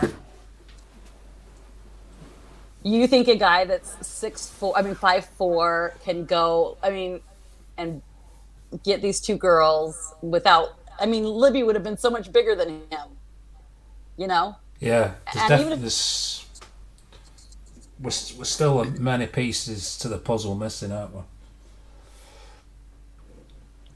Yeah, many pieces. So yeah, everyone's gonna have more questions and answers. I would like to. I wish they would have gave us more today. I knew that they weren't going to, but yeah, it's more. It's much more disappointing than I was expecting, though. And they were acting so weird, like. Yeah. But except for Tobe, he was extra secure. Did you notice that? Usually he seems like he's a little insecure talking, and he's kind of like, this time he was just like, he was something different about him.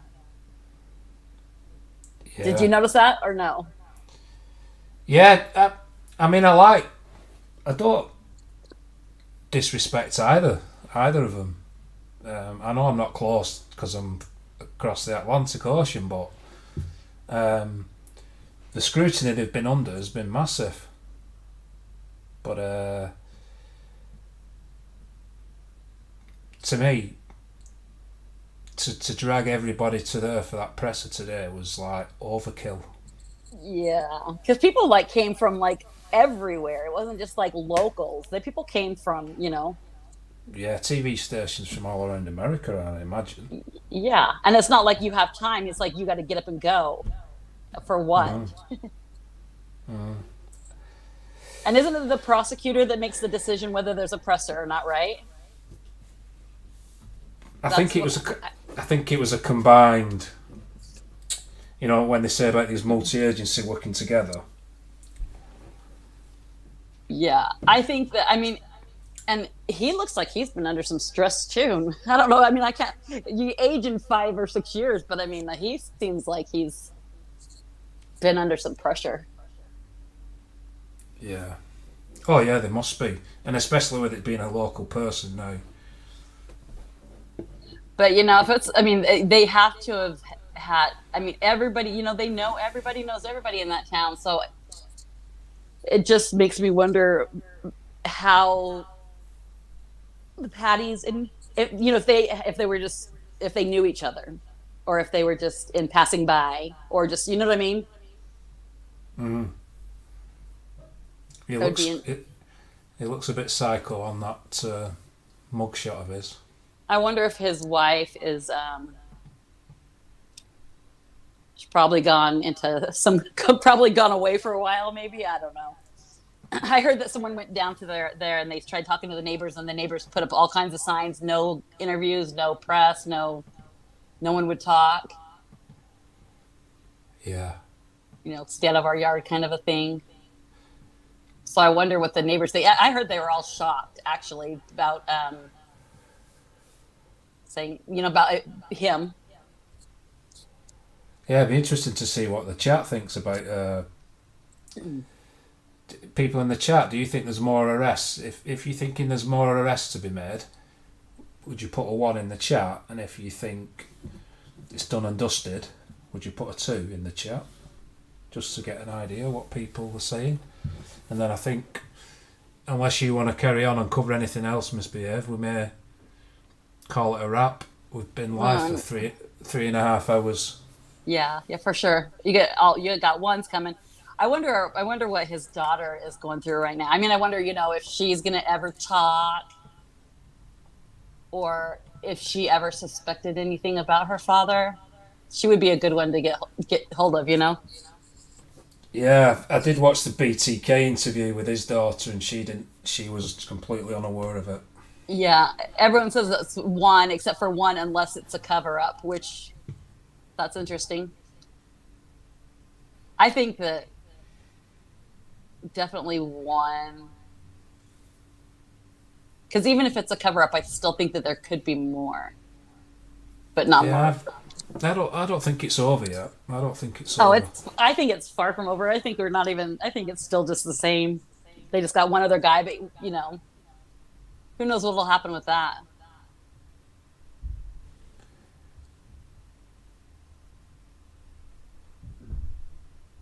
Jack, it was if you think that there is going to be more arrests coming, then a 1, and if you think that it's a done deal, this is it, a 2.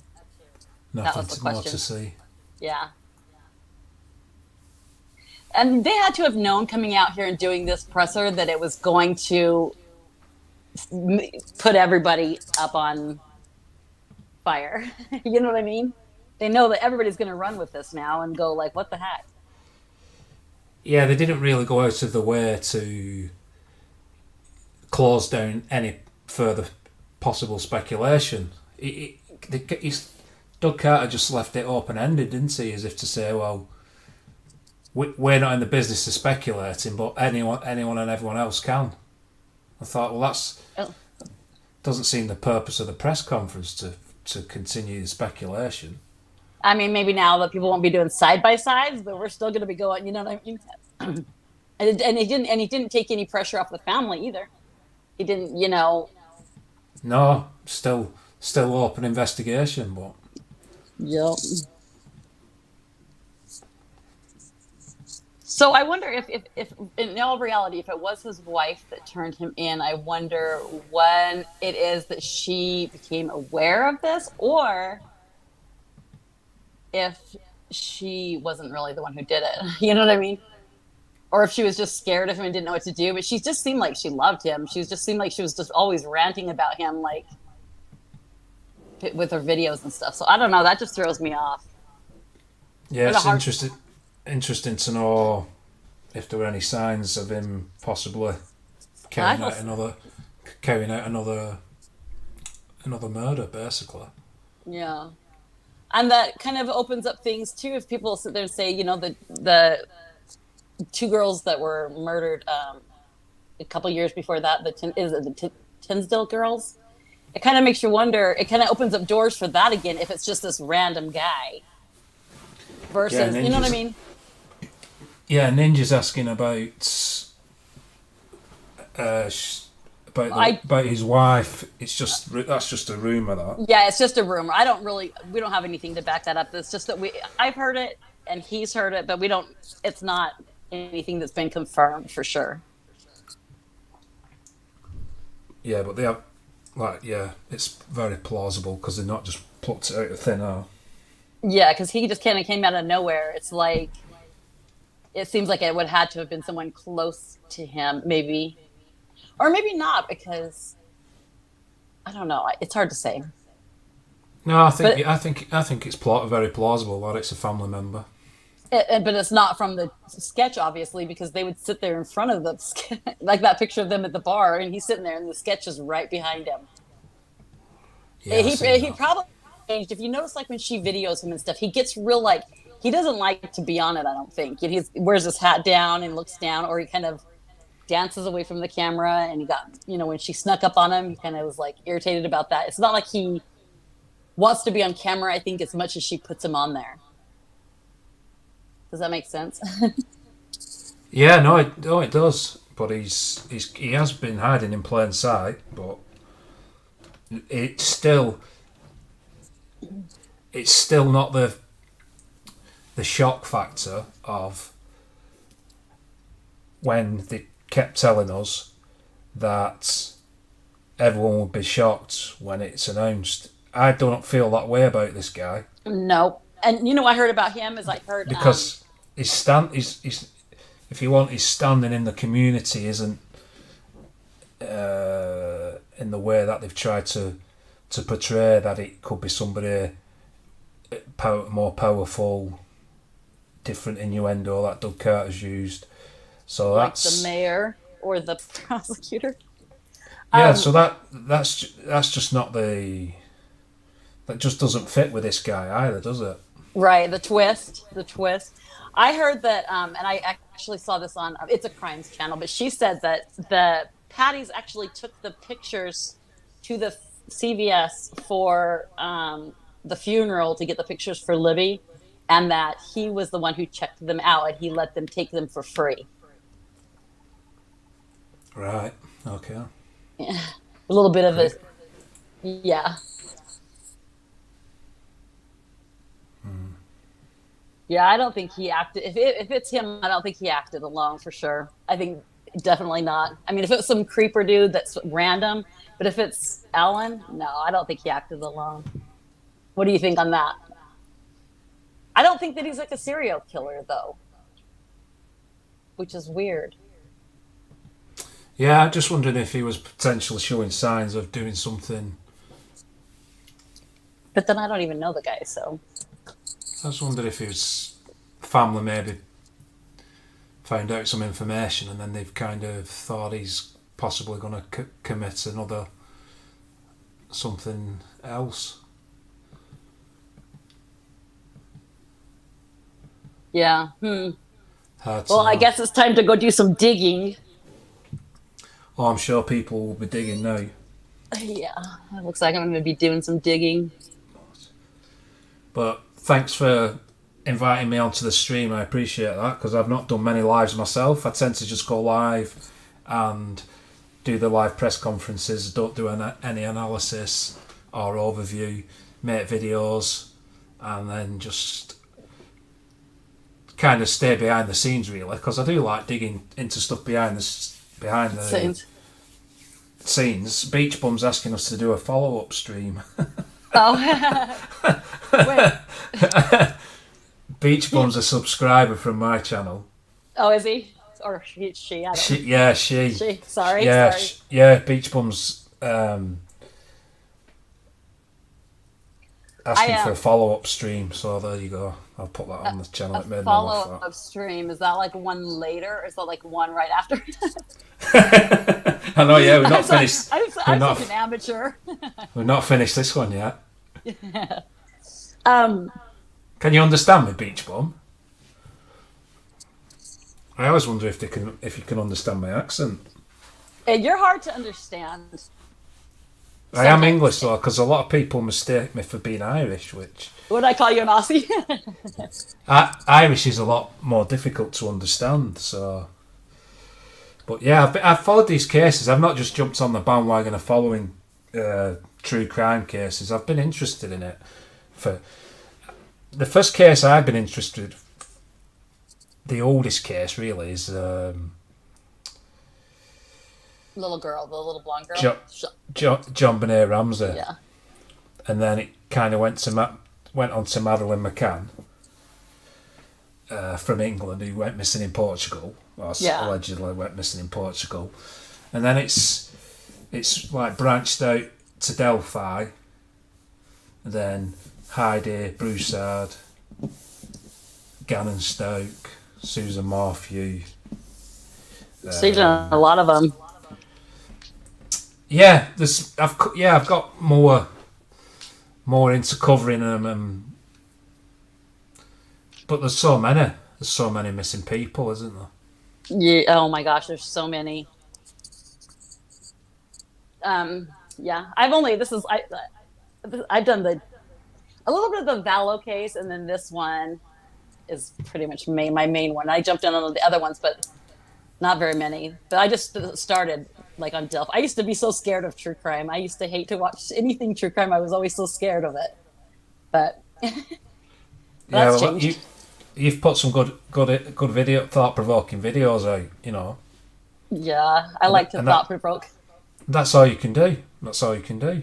That's all they give us to do.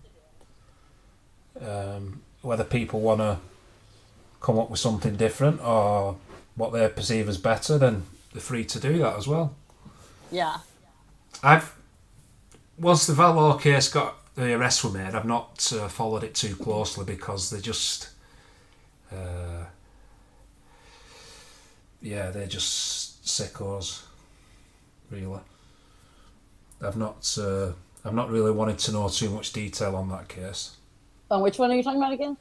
Yeah, the Valor Daybell case. Oh, that one. I got sucked into that one because when she killed her husband, they just lived a couple blocks from me.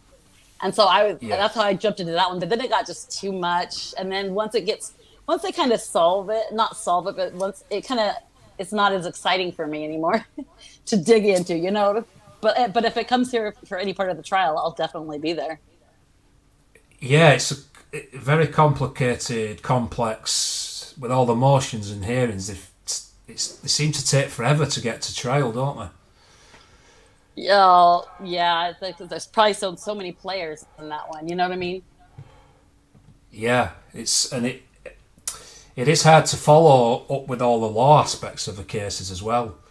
As much as I do follow trials as well. I have live streamed a few trials, and there's several coming up next year. Very interesting ones, but it's whether they're accessible. I'm hoping they are, because I do enjoy the dynamics of trials and the strategies that are in place. So, Jack Doctoroff's asking about the charges for a funeral. Is that something you were talking about? Yeah, I saw it somewhere, and it was somewhere like where they had even like the little ticket thing for it, and I cannot remember where, if it was on a newscast or if it was like on the timeline, like on Access Radius, but it was somewhere that was official, like, you know what I mean? It was like I can't remember where I saw it, but I did see it, that they were charging, and I think it was like $2 maybe or something like that to get into the funeral admission. And I'll have to look and find that, and if I do, I'll put it in my community post. Yeah, sure.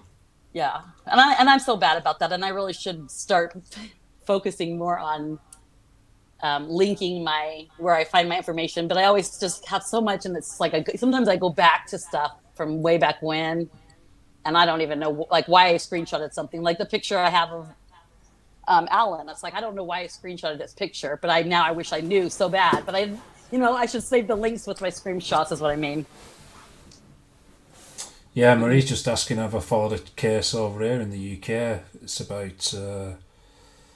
I have heard of it. I have come across it, but as you know, here there's very little access to court cases. Oh yeah, that's right. It's it always, the information comes out after the after the verdict's been made, usually here. Yeah. And then you kind of get all the information for 24 hours, and then it's like back to front to me. You don't give you any pre information of the trial, and then you already know the outcome before the information's released. It's just back to front for me. That it doesn't really suit my way of thinking, how my brain works. So but I have seen it. I didn't realise it was in Manchester. It's not far from me, that. Yeah. I didn't realise it was Manchester Crown Court, Marie. So thanks for sharing that. Oh, you're going to the court, right? Interesting. When they do an arraignment, what is the arraignment for again? Like what did they do yesterday when they took him into the arraignment? Is it just to tell him what he is being charged, or what he's suspected of being charged for? Is that what that is about? I have no idea. I should probably know these things, but I don't. Welcome. You've got a new channel guest, Junior Johnson. First time visiting your channel, so welcome. Welcome. Thank you. So, we are just coming to the end of the stream, but I'm sure sure if you want to go back and watch it, it will be Oh. uploaded. Yeah. Beach Bum said it was for bail bond or to give him his charges. So they told him what he was being charged with and told him that he was Yeah, not getting a bond. Yeah, it's kind of formal, isn't it? But I think it was. I'm not sure if it was Ninja Jack. One of the commenters previously was asking about there'd been talk about a $20 million bond. But they said he doesn't have it. They said they're not releasing him on a bond, right? That's not been. That wasn't covered either today. So no, he did that say. may come out in the media. He did say. What's his face? Leland said they were holding him without bond. Right. There's another case that I followed as well, Casicali, which was in Florida. Started out in Florida, but then her remains were taken to Alabama. Marcus Spanavello. So that's a case I'm following for the trial as well. So I'm hoping to.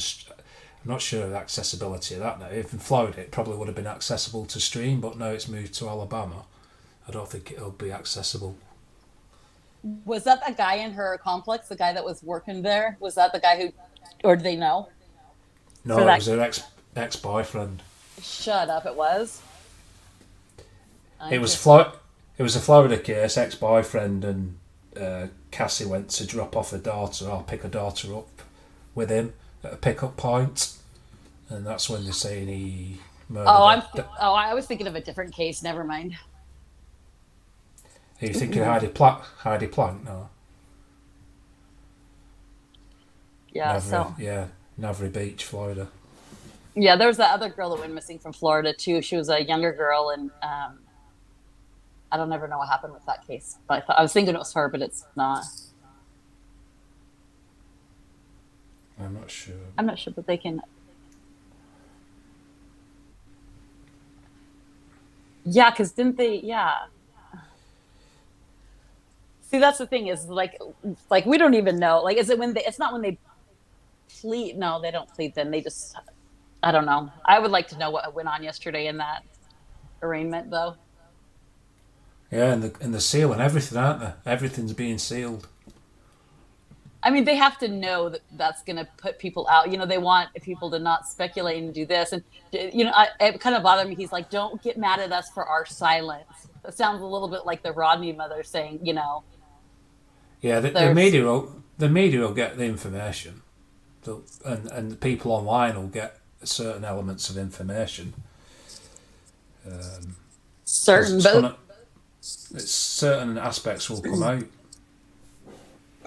Right. They always do, don't they? They always do. I'm just wondering how long it'll be before it gets the leak gets dropped. I have a feeling that Murder Sheet's going to drop out a leak. They're going to have the leaked information that we all, you know. I missed that. I said he pled not guilty. I missed that in the presser. Yeah, I didn't see that either. No. D. Warner, that's another case. Right. Well, thanks for joining. Yes, thanks for coming, guys. And I'll see you on the next one, and enjoy. Thank you. Take care. Okay, you too. All right, bye, everybody. Thanks for joining, and we will talk to you guys all soon.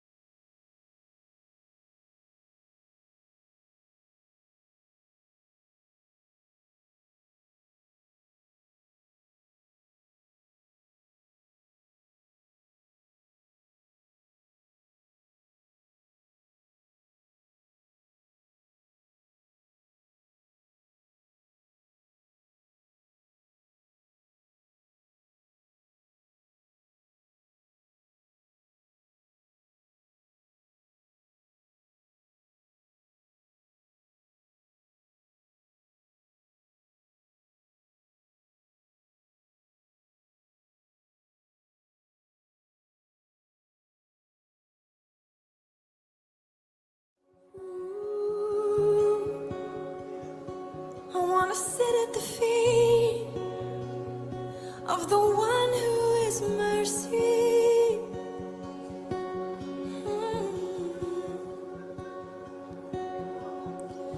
I wanna sit at your feet, drink from the cup in your hand, lay back against you and breathe, feel your heartbeat.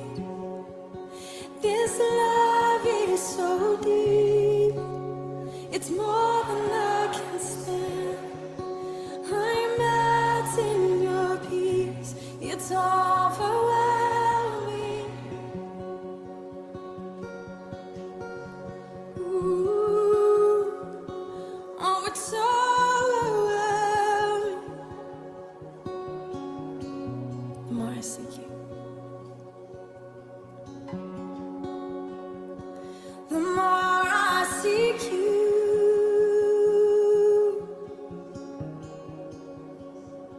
the more I find you, and the more I find you,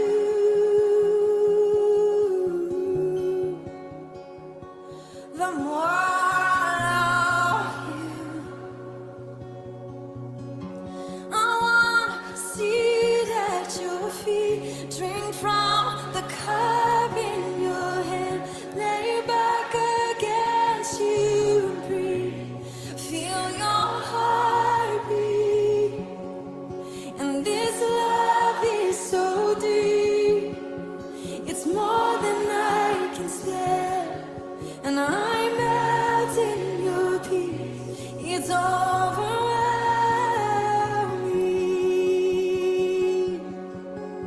Oh, it's overwhelming.